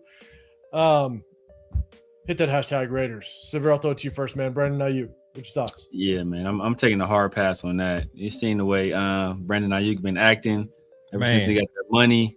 I think the day he was supposed to show up for like mandatory camp or something like that, he was out buying like a $400,000 chain, some crazy, like doing crazy stuff. He like recording himself speeding by the stadium, driving like 100 miles an hour, like doing just ridiculous, crazy stuff, bro. Like, and he's been nicked up in the past, so you know I'm good off of him. Like I don't want to like you see how he's over there acting with Shanahan and with Clay. You think Clint gonna be able to handle him? You think Azzanni? You think Azzanni is about to rein him in? Hey, Clint will bring out his big boy voice. All right, don't you worry. His outside voice. Correct. Man, you know, Clint over there playing the Yin Yang Twins. Wait till you see ma. Wait till you see ma. Stop it. You know, like I'm cool, man. I'm cool. If AP was still here, I would consider it. Maybe, yeah. They have a relationship there. Yeah. AP was kind of able to rein in my guy a little bit. You know, Josh Jones. I remember that. But he was able to rein him in a little bit. But even then, though, like the amount of money he's making. His behavior it's no. Yeah. Like imagine him coming back to the huddle, like dealing with Fernando. Oh my God. No, God. No. He'd be like, hey, Brandon, I'll try to get you ball next time if I can, guy. Brandon would grab this man by the face mask and like he up me the mother effing ball. Man, I think the majority of the chat, I'm seeing it. I could bring everything up, but I think it's an overall consensus. It's an absolute no. Chris, I think you're saying no, right, as well. Yeah, absolutely, man. And I'm at the point. I'm kind of over these diva type receivers anyway, man. Like that, and honestly, I know I keep going back to it, but that's why the whole Jacoby Myers thing pisses me off so much, man. Like. Myers is the exact type of veteran that you need for someone like a Mendoza or a Kubiak, someone that's going to set the pace and tempo for that room. So like I want nothing to do with Brandon, nothing at all, nothing. I'm with you. I can't disagree. We've said it about George Pickens, and him just mentally, is he ready to face a rebuild? No. Is he ready to handle himself in Vegas with all that? No. So let's keep that out the room. Let's keep that out the building. And I think it's the overall consensus. It's a hard pass for everybody. Shout out to all the answers, man. Everybody putting those comments in. I appreciate it. Next one. Kirk Cousins. Fucking Big John. I know. All he once he hears Fernando, like, this is cute. You guys forget. Oh, Big John, man. But hey, look at Big John. Hey, I'm actually with you. I don't want to draft Fernando Mendoza, so at least you got a fan here. All right, I'm on there with you. But wait till the conversation goes about Kubiak. He don't even think Kubiak's our coach still. Yeah, that's true. He hasn't even accepted that. Show me the contract. Oh man, Kubiak's not the real president. So, okay.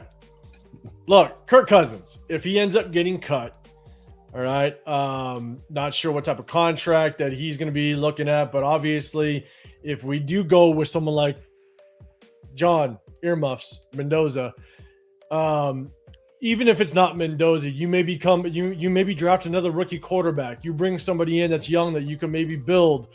You got to bring in a veteran.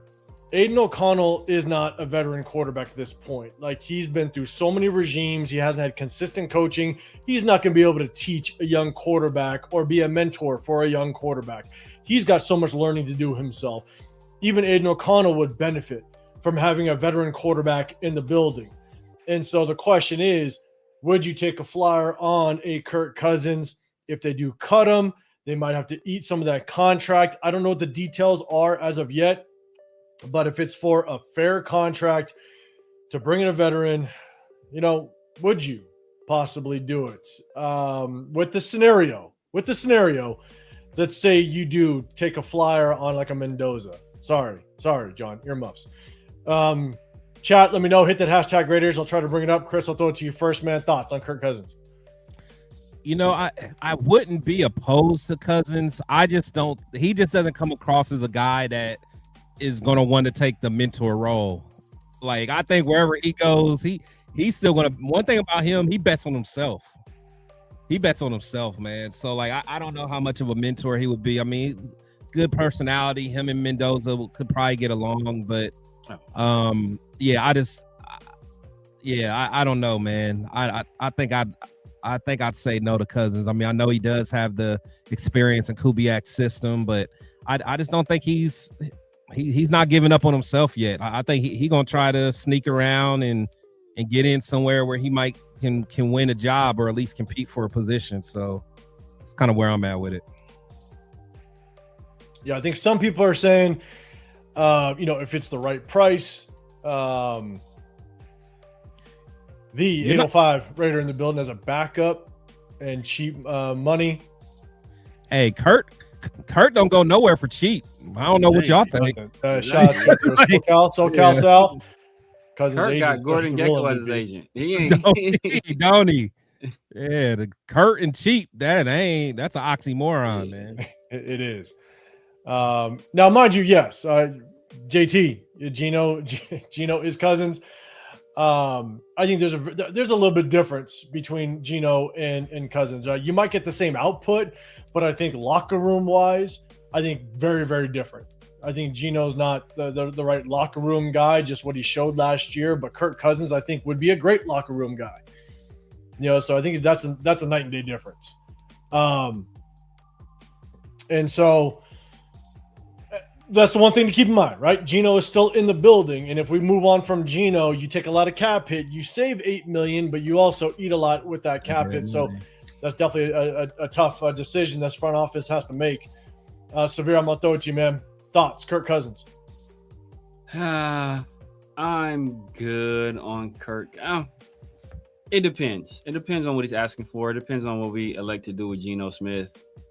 Kirk Cousins, I'm sure he wants to go somewhere and start. There are very few places right now where he can go and start.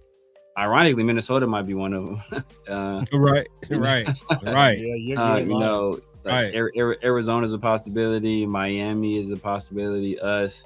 So it's depending on what he wants. I ain't about to get into no bidding war with no Kirk Cousins. Right? If he's ready to come here on a mid-tier deal, be a bridge guy, So when we trade back, we'll have a soft landing at quarterback and be able to get a guy next year.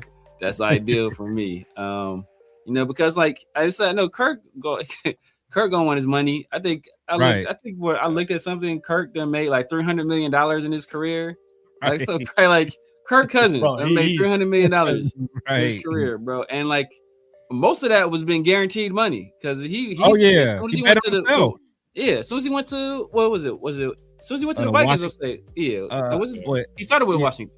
Washington, who'd he go? Washington gave him the guaranteed deal first, or do you went somewhere else and got a guaranteed deal?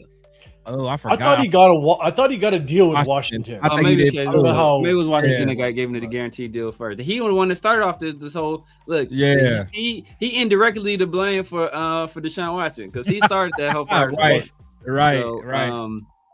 But he's made a whole bunch of money.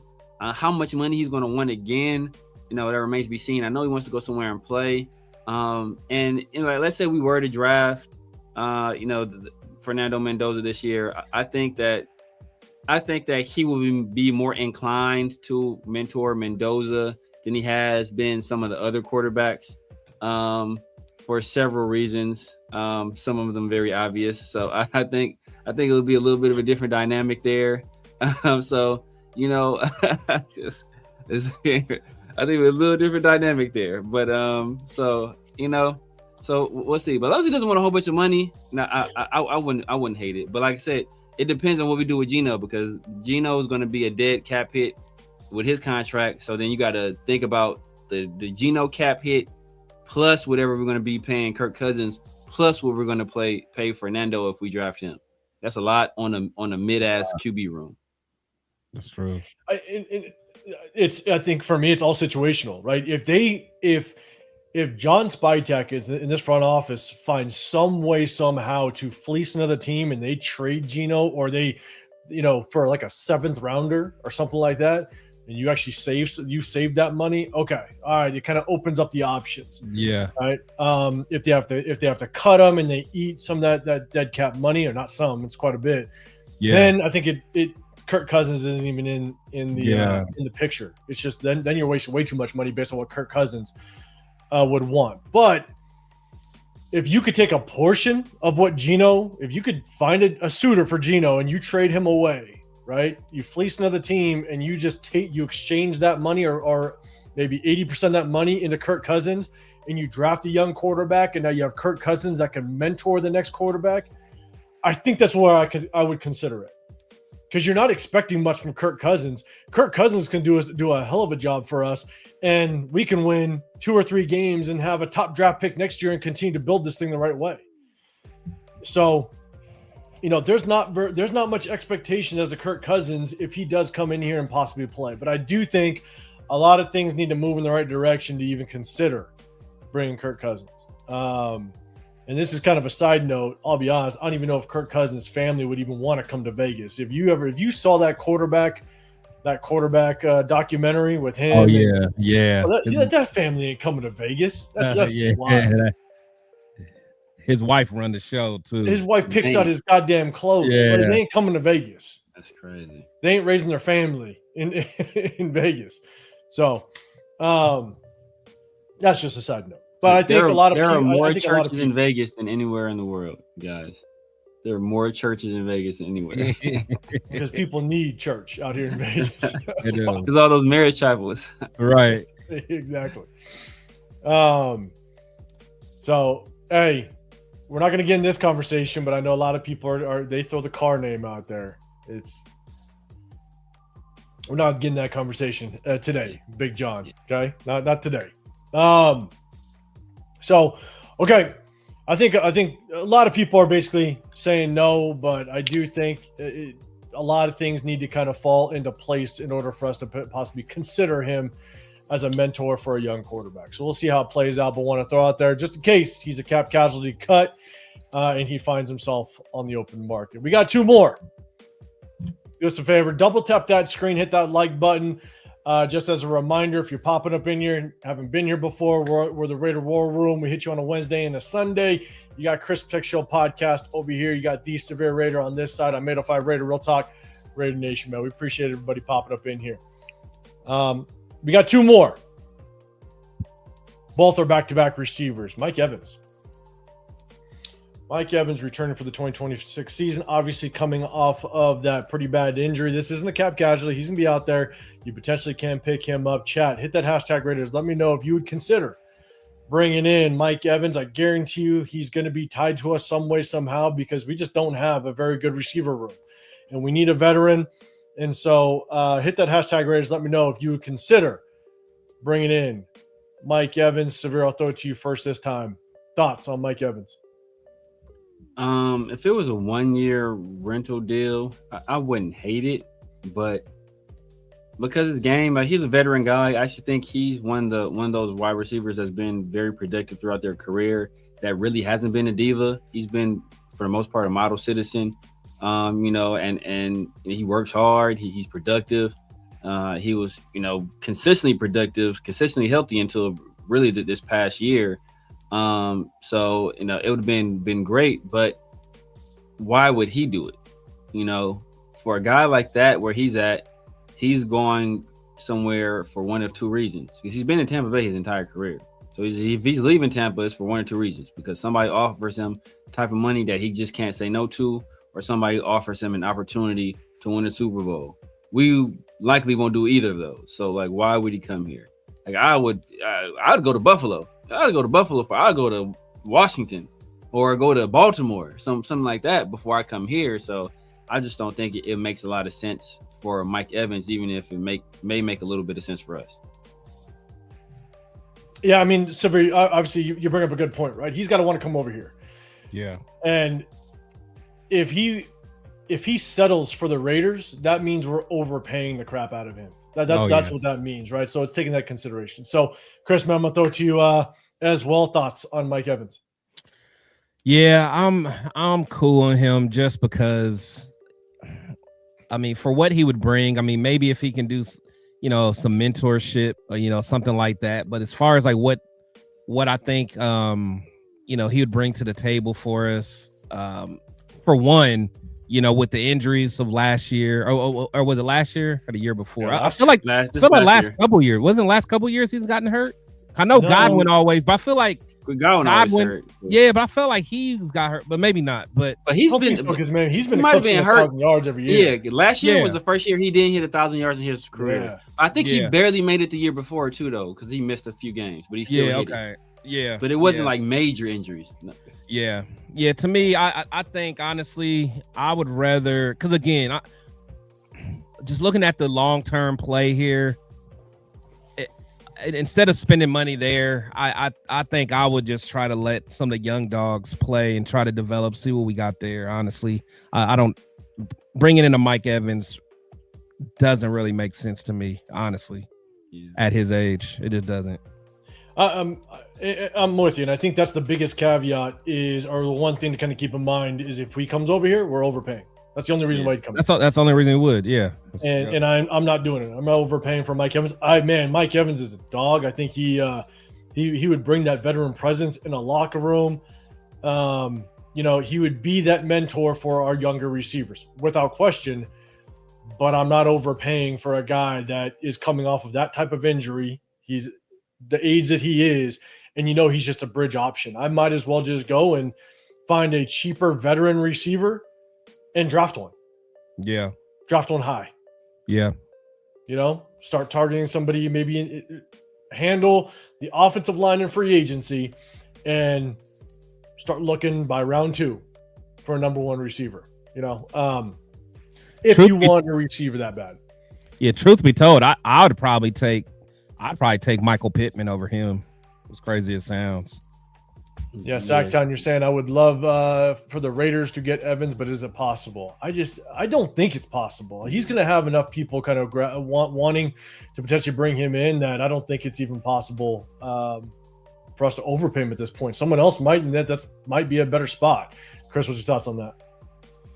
Yeah, I think. To be honest, think about all those teams that are kind of like a wide receiver away. You saw what's his name just restructured his deal. Pat Mahomes.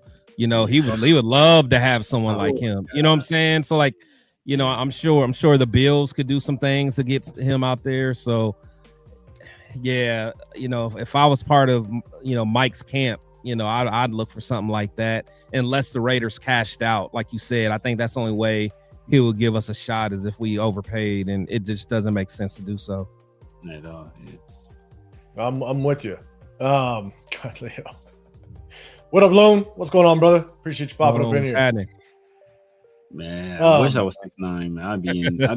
I'd be playing basketball in Greece or something right now. Overseas. Hey, bro, you close to it, okay? You close to it. At least it looks like to some of us. Yeah. I didn't tell you 805. I met Jaden, man. I met Jaden Daniels. Oh yeah. Yeah. Wait, you met him? Yeah, I met him. Okay, why? Because he did a double take, thinking he was looking in the mirror. He's like twin. I know, man. Cool as hell, man. I walked right up to him. I was charging my car. He was coming out he was in Manhattan Beach, and I saw him. I walked right to him, like, hey man, I just have to come and say what's up to you, man. Dapped him up. I walked right up to him, like, man, if I was Jaden, some random black dude walked up to me like that, like, bro, am I getting robbed? I walked right up to him and he dapped me up, and I just told him, like, yeah, man, it's a big fan. It's like a lot of people tell me, I look like I could be your older brother. He started laughing. And I was like, so I'm a Raiders fan. And it's like, I was pounding the table saying, we need to draft you, man. We need to draft JD. He was like, yeah, man, if y'all had a higher pick, man. I was like, yeah, man. You got a higher pick. If only. So we're gonna do one last one. Shout out to everybody in the building. And I mean, what? Jaden Daniels like 6'4" too, as well, right? Yeah, I feel like I was taller than him, but oh really? Yeah, but bro, you just saw his twin walking up, bro. That's wild. All right, here we go. All right, last one. Speaking of receivers, just want to get your take because obviously he's now being basically thrown our way again because of our weak receiver room and the amount of needs that we have there. Chat, let me know. Tyreek Hill. This is gonna be the last one. With the Dolphins basically cutting Tyreek Hill, is this somebody you would want to possibly see over here in the silver and black? Chat, hit that hashtag Raiders. Let me know. Chris, I'll throw it to you first this time. Severe, I'll throw it to you first this time, I think. What's your thoughts on Tyreek Hill? Yeah, man. I'm gonna have to take a hard pass on Tyreek Hill. First of all, that knee injury was gruesome. Nasty. It was. Yeah, it was gruesome. I don't know if he'll ever be the same player. But even Tyreek at 80%, he's fast. He way faster than anybody. Well, not way faster, but he way better than anybody in our team. So, but like Tyreek Hill, he's too much of a volatile personality. Putting him in Vegas, even though he was in Miami, if you can deal with Miami, and he didn't not like he got into like a crazy amount of trouble in Miami. So if you can deal with Miami, you should be able to deal with Vegas. But I'm saying no, like I said, that injury, and then the fact that he has that history of domestic violence, and the Raiders dealing with Fred Biletnikoff and his foundation. It's no way in the world I can even see them like making a move like this. So I don't think it'll happen. I think the most obvious fit for him is to go back to the Chiefs because of how close he is with Eric Bieniemy. He talks all the time about just how Eric Bieniemy helped turn him into the NFL player that he is. And if it wasn't for him, he wouldn't be Cheetah, or he wouldn't be the Tyreek Hill that everybody has seen him turn into. So in terms of the football field, so I can see that as a more of a fit. I'd rather have Bradley Chubb. I'd probably rather have Bradley Chubb than anybody we've named so far, to be honest with you. But I'd rather have Bradley Chubb if we're going with a Miami guy over Tyreek. Yeah, Chris, I'm gonna throw it to you. I think the overall consensus is everybody saying no. John, you're asking a quick question. Is that O-line that said he wouldn't return to the Browns, is he any good for us? Are you talking about Batonio? Just clarify for me. I know Batonio's a free agent, so he can't go back. Is there a player? Is there a lineman from the Browns that was a Wyatt Teller? Was a Wyatt Teller? I think Wyatt. There was something with him. If it's Teller, I actually did some research on him before he went to the Browns, and I wasn't a big fan of him. Yeah, I wasn't a big fan of him. I got to do more research with him with the Browns. He can play though. Yeah, he ain't going can, back. I saw that he was in the headline for something, but yeah. If it's Teller, I wasn't a fan of him before he went to the Browns, and so I got to do more research with him with the Browns. But if it's Bitonio, if you want to bring somebody in as a veteran, Bitonio, that can be a solid just kind of anchor for maybe a year because he's on the tail end of his career. Yeah. I wouldn't mind considering it if you don't get one, just one of the bigger names in free agency. I would not mind Bitonio. So Chris, throw it to your side. Tyreek Hill. Yeah, no way. Again, just kind of goes on to that diva. I like it. Yeah, it's like, it's always bad timing. Like, if we were talking about a couple years ago, then maybe. But, he's one of those guys that if things really aren't going his way, he checks out, he gets upset, and we're just not ready for a guy like him. And again, with that injury, Vegas, all that, it's something that I'm not interested in. However, I would be interested in Waddle, though. I would be interested in Waddle for sure. Yeah, Waddle's pretty solid. Yeah. Now, if he for some reason became available, I'd even trade for him. So, but yeah, no for Tyree for me. Yeah. Okay. So it is Teller. Okay, I appreciate it. Yeah, I'm not a big fan of Teller. Again, I got to see if he's improved at all with the Browns. But I know that Browns had a pretty rough offensive line. But prior to him going to the Browns, I believe he was kind of on my radar as a free agent, I believe, and I wasn't a big fan of him. But I gotta do more research. I feel like he was a Pro Bowler a couple years ago, if I remember right. He had a hell of a season a few years ago. Yeah, I think he was a Pro Bowler. I think him and Bitonio. I gotta refresh my memory. Trust me, if I go back and watch just like a handful of plays, it'll refresh my memory. So, John, let me see, John. I'll go back. I'll go back and I'll do some research, man. I promise, and I'll give you my assessment because we got some free agents we got to look at. So I will. So I think for the most part, everybody is basically saying no on Tyreek Hill for the most part. Yeah. And the one thing I will add, and I know someone just kind of put in the chat, the whole Fred Biletnikoff. If you guys remember the cornerback last year that was kind of hot in free agency, it took a while for people to sign him kind of on the older side of his on the older tail end of his career. Xavier Howard? Was that it? The corner? You talking about the corner? The corner. For Dolphins? Yeah.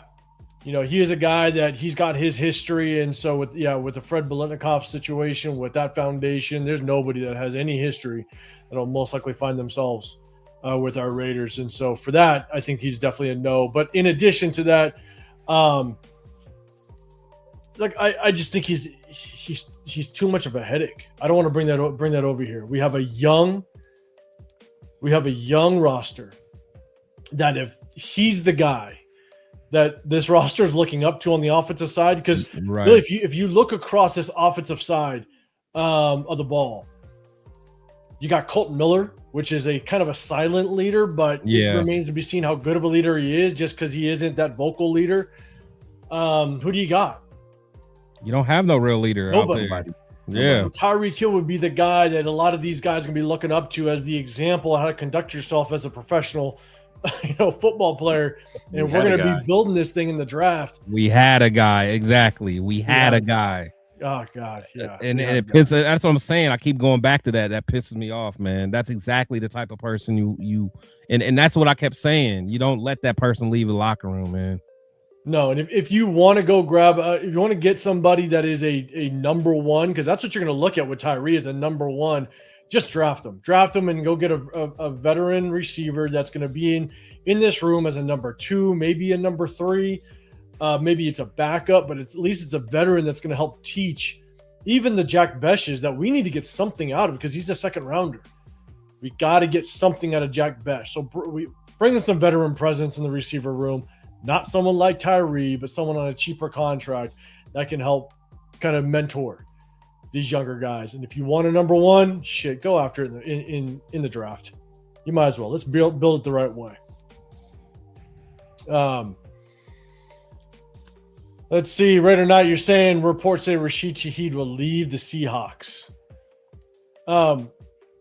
Is he a free agent? Yeah, he was only a 1 year over with the Seahawks. Yeah. So he's technically a free agent. They traded him, right? Yeah. If you go back and so I went back and I've watched about 5 games of Clint Kubiak, and once the news starts to die down, maybe on Wednesday, if we still get some more news, then maybe we won't do it. But we're going to break down some of Clint Kubiak's offensive game film and just what he likes to do and kind of how he sets up plays and kind of what he likes to do in the run game. If you go back and watch, now I understand he only had kind of a half a season with Rashid Shaheed. He doesn't do much with them. He's more of a special teams guy, and he's a screen guy. He goes deep. Outside of that, it's not like he dials up plays for Rashid Shaheed. It's just he basically, it's go balls. That's basically what he likes to throw. And so I don't know if he would bring Rashid Shaheed over here if he is asking for a decent contract, because he's going to probably want a long-term contract. You can go get a guy that would replicate what Rashid Shaheed does in the draft. Yeah. So I don't know if I want to pay money to bring him in just because, yes, special teams guy, and it's a third of the game. Don't get me wrong. Yeah. But, man, he doesn't do much with him on the offensive side except for screens, go ball, and that's about it. You can go get that in the draft. So, real quick, Severe, thoughts on Rashid Shaheed real quick on maybe him coming on over here. I mean, he was productive in New Orleans. Carr liked him. Yeah, he was productive in New Orleans. I think he's a guy. I think he's a small school guy and an undrafted guy. So he had to make his way to the league like the hard way. So he's one of those guys that he doesn't take anything he has for granted. And so I think he's going to be very good in the locker room. Obviously, he's a deep threat. We know what he can do. You get the football in his hands, and he can take it to the house. He also will help our return game, which has been putrid for years now. So I think he helps in those ways, and maybe he can help our special teams coach. Hey, coach, let me tell you how this kickoff thing works. You saw me in the opening kick in the NFC Championship game. Like, I took it to the house. So I think that's the guy that sets up good field position for us. He's a deep threat. I think the character is there. So I think he checks a lot of boxes, but like you said, it all depends on what he's asking for in terms of his contract, his money and lengthwise for his deal. If it's in a soft spot, because obviously Clint likes him because he got Seattle to trade for him. Right. So so it's like not like he was just available and he fell in their laps. They actually had to pursue them. Pursue him and give up resources to get him, and they were willing to do that. So, I think it's a strong possibility that he ends up here. Yeah, Chris, thoughts on it? I think people are kind of they're back and forth on Shaheed in the chat. What's your thoughts on it? No, I would actually be okay with bringing him. I think that he's a guy that can. I mean, hopefully that's someone that Trey Tucker can learn from. But honestly, maybe Clint can get something out of Trey. But no, I'll definitely be okay for him. I don't think his ticket's going to be that much. I don't think he'll be that expensive. So I'd rather have someone like him who knows the system that's not going to cost that much. Going to be a good locker room guy. So I'm cool with him. I'll definitely take a look at that. I mean, you make a good point, right? It's all dependent on just basically the cost. You're not going to break the bank to bring in someone like Rashid Shaheed. You find that potentially elsewhere. But I think it depends on just the overall cost and what it's going to take to get him over here. And if we do bring him on over here, that means that Kubiak really likes the guy, and he's going to be able to utilize him in this offense. And it'd be interesting to see just how much Trey Tucker takes a back seat. Because it's two very similar guys that do the same exact things. Right. It'd be interesting to see. Lunatic, quick question. Could Olave from the Saints going to be in the baby seat? Olave from the Saints is available. Would you take a flyer on Olave? with the cost for me, with the cost and the concussion issues, I don't want to pull that trigger. But Chris, what's your thoughts? Dang, I really like his game. Really like his game, but I do too. But. Yeah, the concussions. He just can't stay on the field. Yeah. But he's the type of guy that could be our wide receiver 1 for sure in Clint's system. But yeah, I'm with you, man, because he's still going to want a bag, concussion or not. He's still going to want a bag, and that's going to be a little too risky for me. Your thoughts? Yeah, I like his game too. I mean, I know a lot of Raider fans, but the year we traded for Devontae, Chris Olave was the guy that a lot of Raider Nation wanted us to draft with that first round pick that we ended up trading for Devontae. So, obviously it was worth it, Severe. Yeah. I mean, like Devontae was worth it. Devontae was like I wasn't mad at that trade at the time.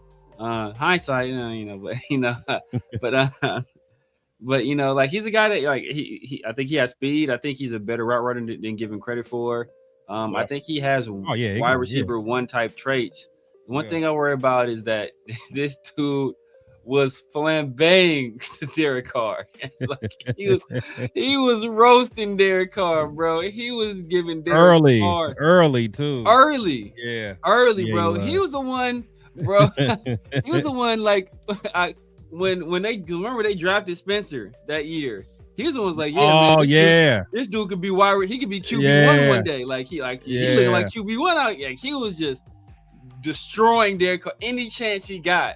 So and Derek Carr, Derek Carr, he dealt with Raider Nation, so he's like he has some like a little bit of mental toughness where he can kind of deal with some of the outside noise a little bit because he's so used to dealing with it.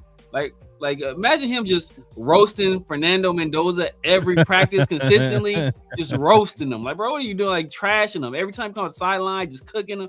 Like, bro, like nah, man, we can't do it. We can't do it. No, I'm with you. So what up, rundown? What's going on, brother? What's happening? Appreciate you popping up in here, man. I liked Chris Olave coming out of college. I did a lot. Oh, he was a beast. He was a beast. But I think that's where it's like if we're trying to get a number 1, and the concussions just scary, man. He's had so many concussions so far that you might pay a lot of money for a guy that's just gonna end up getting injured all over again. So I don't know if I want to take a flyer on that. The Will Smith movie. Yeah. So we're gonna go back up to the big screen. There's a couple questions. We're gonna end it off with this one. Randy, what if we trade the first overall pick for 4 first rounders, which we're not gonna get 4? I'm about to say I'm in already. I'm in already. If it's 4, I think it's automatic. But let's tailor that back down to 3 because I think that's more realistic. You trade back, you get the 2, maybe the Jets 16, and maybe a first rounder next year. And then you said trade the 2 overall picks for 2 first rounders and 2 second picks. And I don't know if you kept somebody been playing Madden. Bro. Yeah, put them sticks down. Playing Madden. or doing the mock drafts and you're picking for every team. Oh, you're setting up your own trade back. Jeff, is this your burner account, Jeff? Look, man. I'm gonna set it off first, and I'll just say, look. If you could get 4 first rounders, that's wild. And I would take that in a heartbeat. I would even consider 3 first rounders. If you get a second and if you get the second pick and you get the 16 pick with the Jets and you get one of their first rounders next year, and I'll kind of scroll down a little bit because someone also said, would you trade Max, for possibly 2 first rounders? Look, I'm trading back. I'm getting 3 first rounders this year, and I'm trading Max for 2 first rounders, and I'm rebuilding the right way. That's what I'm doing. So, Chris, I'll throw it to you first, man. For 4 first rounders, you say yes. Would you trade back for 3 first rounders at this point? Oh, of course. Yeah, of course. I mean, that's all there is to it. But I mean, salute to Randy. Appreciate you coming through. I mean, that trade's wild with the 4. Right. And then doubling back, and then so I'm guessing we're trading with the Jets. I think that's what he's saying, trading with the Jets. So the Jets giving us all those picks just to move up 1. Yeah, they wouldn't do that, but because the Jets, I think, are the only ones, and I think the Browns have 2 first rounders this year. But the Rams. Oh, the Rams. Yeah, The Rams would be ideal pick. Really. Yeah. We could get Bryce Young. We get. I think they were 16 or 17. Get him and 2 first. The first this year, first next year. That way they still have another first. Wait, get who? Bryce, not Bryce Young. What are we talking about? Bryce Young. Brandon or not Brandon? You're talking about Byron. Yeah. Byron Young. Yeah. I've seen that thrown out. Yeah. I'll do that all day. Severe. Are you trading back if you can get 3? Oh yeah, for sure. Oh, bro, not even a second, bro. I'm keeping them on the phone while we call league offices and consummate the trade. Y'all ain't about to change your mind and get cold feet. You're 3 first round picks. Oh, hold on. I'm about to click over and call the league office right now. We're about to get this done now. For somebody call y'all like, what are you doing? So I'm doing that immediately. Oh, for sure. I'm trading, especially with the Jets. I go right back to 2. Oh man, cool. I'm cool right there. I'll get Maui go, or I want to do something else. I want to just go BPA, do something crazy, or trade back again to get Mesidor. Hey, I'm cool with that. John Leone, you said we will not trade our first pick, our first round. Kubiak would not have come here if that was the case. Look. If you're a betting man, Fernando's most likely to be the pick, right? Odds are Fernando's the pick. We're not denying that, but I wouldn't just automatically say that Kubiak came over here just to stick and pick at number 1. When you have the option and you have full control of that number 1, I think that's very enticing. And now you have the control to pick, or you have the control to trade back and stockpile it up. And now you have multiple first rounders year over year. And the thing is, and always keep this in mind, if you trade back and you get additional first rounders next year, and let's say you move on from Max, I'm not saying that's going to happen. If you do and you get another first rounder next year, now you could take one of those first rounders, trade back, and get more first rounders in years to come. I mean, it opens up the door for so many things. So, yes, odds are we are going to get Fernando, but that just doesn't automatically close the door that Kubiak wouldn't be open or Spytek wouldn't be open to possibly obtaining more draft capital, first round draft capital. And you guys know how I feel. I'm all about trading back. I really, the more and more I watch Fernando Mendoza, I just don't know how pro ready he is based on the system he played at Indiana. 80% of his throws are basically, it's not what he's going to have to do in the National Football League. RPOs, back shoulder fades, just go balls. That's basically 80% of what he did. And I just don't think Indiana did a very good job of preparing him and allowing him to grow as a quarterback for what he's going to have to do in the National Football League. And I think Severe, we were on a live. I said this before a few weeks ago. The more and more I watch Ty Simpson, I think Ty Simpson is more pro ready. Not saying he's a better overall quarterback. I think Ty Simpson is more pro ready because he was asked to do so much more at Alabama with less talent across the board. If you watch, Ty Simpson had to go through progressions more in one game than Fernando Mendoza had to do in 5 games combined. The amount of times that Ty Simpson had to go from his first, second, all the way to his 4th read and actually read defenses and adjust blocking schemes at the line, the amount of times that he's moving running backs from one side to the other because he understands what the defense is about to do, that's what he's going to have to do in the NFL. And so, and the amount of times that he went under center, Clint Kubiak went under center more than anybody else in the National Football League last year. I think he went under center 20+% of the time. 22% of the snaps were under center. He needs a quarterback that can work under center and understand how to read defenses out of play action under center. And that's not easy to do for any quarterback. Ty Simpson did that a lot at Alabama. So again, I'm just saying I think he's more pro ready. I think he understands how to do the things that an NFL quarterback is going to have to do.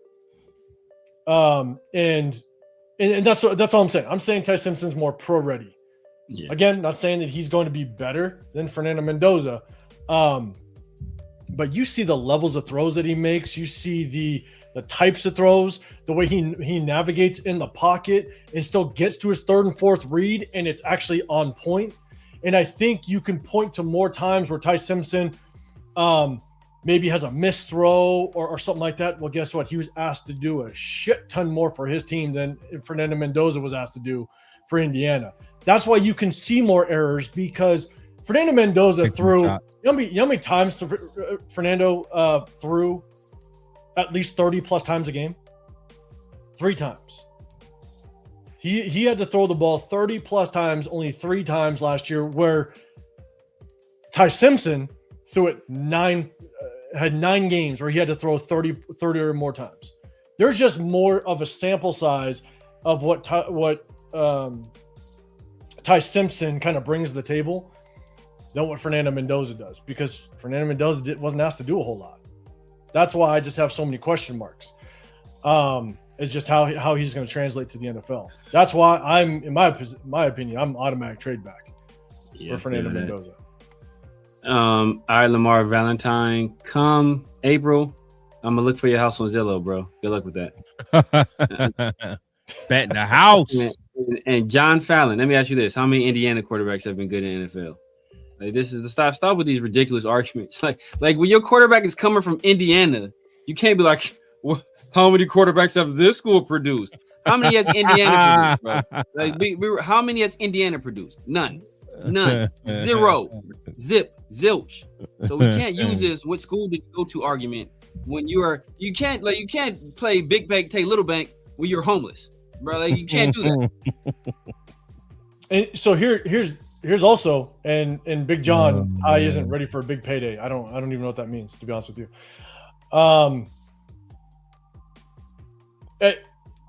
There's a team that is projected to take Ty Simpson. So it's take Fernando Mendoza, which I know a lot of people like. That's fine.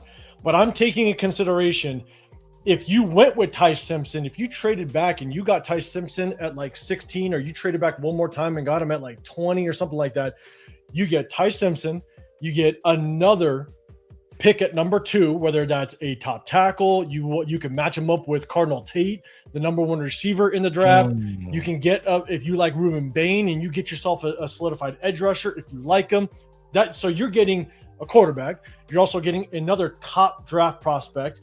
Also, you're possibly getting 3 first rounders, an additional first rounder next year. It's looking at that entire package. And so, again, go back. We will break down Ty Simpson's game film. And I'll tell you right now, like, it's actually very impressive what Ty Simpson did at Alabama, because that Alabama offense ran through him. And prior to the playoffs, people were talking about Ty Simpson possibly being a Heisman Trophy winning guy. So if you look at the body of work with Ty Simpson, he's at least in the conversation of going in the first round. And the one team that he's tied to going to, the Rams. If that'd be a good spot gets Ty Simpson, that'd be a good spot for him, and he can sit. Yeah, and he can sit. People are saying that the Rams are eyeballing Ty Simpson. If you get Ty Simpson matched up with Clint Kubiak, that'd nasty. Be smooth. That'd be smooth. That is nasty. So, and Cobain, you're saying, bro, Ty Simpson has not even 20 starts. I agree. There are definitely cons to Ty Simpson, right? One of the things that I like with college quarterbacks is that you have a lot of experience. And that's one thing that Ty Simpson doesn't have. So then it's looking at the full package. You get additional first rounders, and you can get another top draft candidate or prospect at the same time and package the entire thing.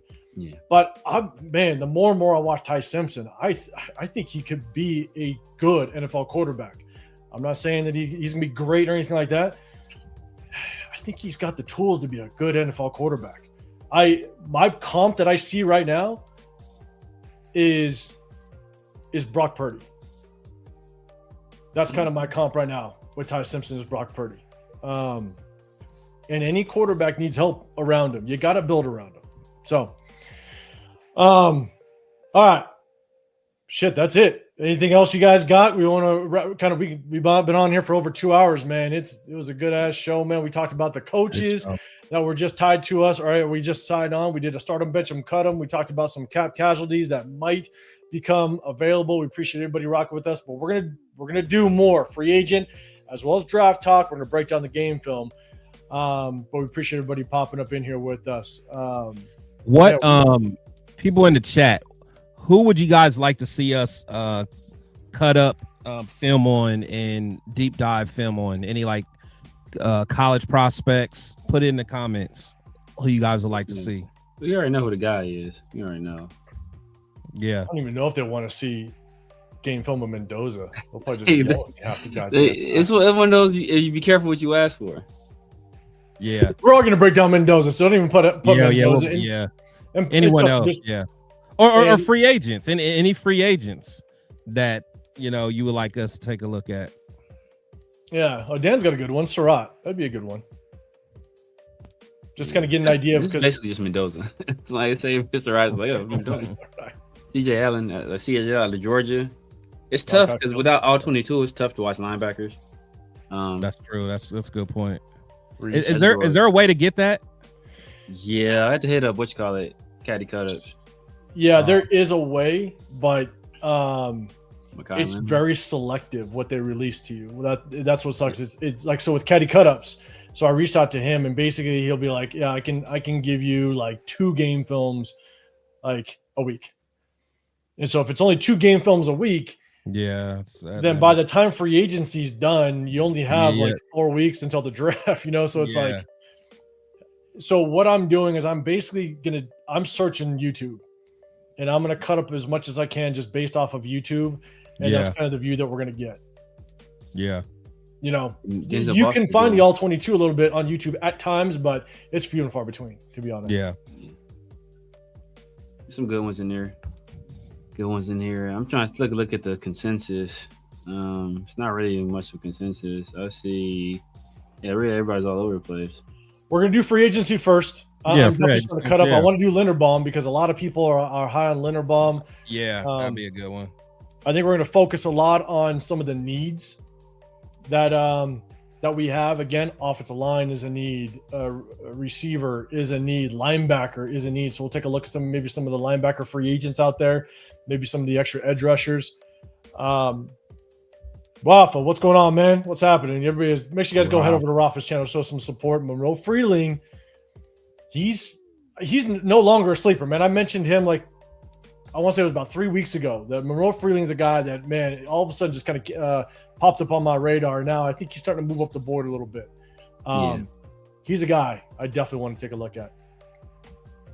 After the combine, then there's gonna be those people that just shoot up the list too. So we should look at if we can get tape on them. I'm gonna destroy his name, Max, the Max kid out of Arizona State. Arizona State kid. Oh yeah. You should look at him. That dude is fun to watch because that dude is athletic as hell. It's just the technique is, but it's his athleticism is. Yeah. Brandon Cease. Okay, let's see. He can do everything wrong on the rep and still win somehow. Like, what are you doing?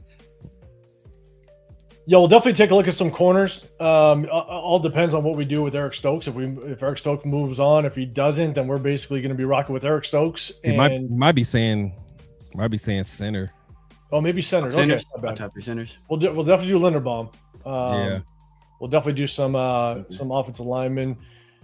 Jennings Dunker, Lee Hunter. Okay. All right, we'll screenshot this, man. We'll definitely be breaking down some game film. I'll extract as much as I can. That's the hard part is I'll just be searching YouTube to try to cut some of this stuff up. So we'll have a little bit of fun. But man, we appreciate everybody rocking with us. Before you get out of here, double tap that screen. But first, Chris, man, let everybody know where they can find you and what you got popping throughout the week. You guys know Chris from Protection Show Podcast, where my opinions might not always be popular, but they'll always be authentic. Make sure you guys check me out every Wednesday. Fan Friday. Every Sunday. Fan Talk Friday. Severe calls it something else, but we'll say that for another time. But but yeah, man. Yes. But yeah, definitely check me out, man, every Wednesday and every Sunday. with my brothers, and then I got my show with Dub Raider, on his channel. We drop that every Saturday, so check that out. And Fan Talk Friday is gonna be coming back, so we're gonna get it popping, y'all, popping. Man, that's what I'm talking about. Big John, I appreciate you. Appreciate you, brother. Appreciate you. Are you sure? Has the subscription been complete? Just Kubiak needs 11 wins next year, and he's not just subscribing. He's gonna become a member. He's gonna. You got us at 11. You got us 11 wins. That's man. You got Clint at 11. That's what he needs. That's what he needs. Hey, that's what he needs to accept Clint Kubiak. To accept Clint. Oh yeah, for sure. Oh, he ain't accepted Clinton. No, that ain't. That haven't. Severe, man. Let everybody know what's going on with you throughout the week. Y'all know what it is, man. The Severe Raider here on YouTube, Snapchat, TikTok, X, IG, everywhere. The Severe Raider, man. Tap in with your boys Sundays and Wednesdays in the Raider Roll Room. My guys, Chris will protect the shield and 805 Raider. Obviously Tuesdays and Thursdays with Pharaoh NFL with the 50-50 show and Around the Shield. And man, speaking of, let's talk about Fridays. I want some pepperoni pizza all of a sudden, man. I'm in the mood for some pepperoni pizza. So my Friday night dinner is pepperoni pizza, man. That's what I got. Oh man. We're gonna get out of here. Yeah. Y'all like pizza? It's falling off now. Y'all don't like pizza? It's falling off now. If you know, you know. We're gonna get out of here, guys. If you don't know, I'm 805 Raider. Channel's Real Talk, Raider Nation, Big John. Hey, you just had Big John just had, yeah. Just have some pizza. There's nothing wrong with pizza, man. We love it. We need to go hire the Iowa offensive line coach. Yeah, that Iowa offensive line's nasty. Hey, we talked in the show. That's definitely a crew that we're gonna have to break down that game film. There's a couple on there that are nice. So, but hey, we appreciate everybody. Double tap that screen. Remember, we hit you guys on Wednesdays and Sundays in the Raider War Room.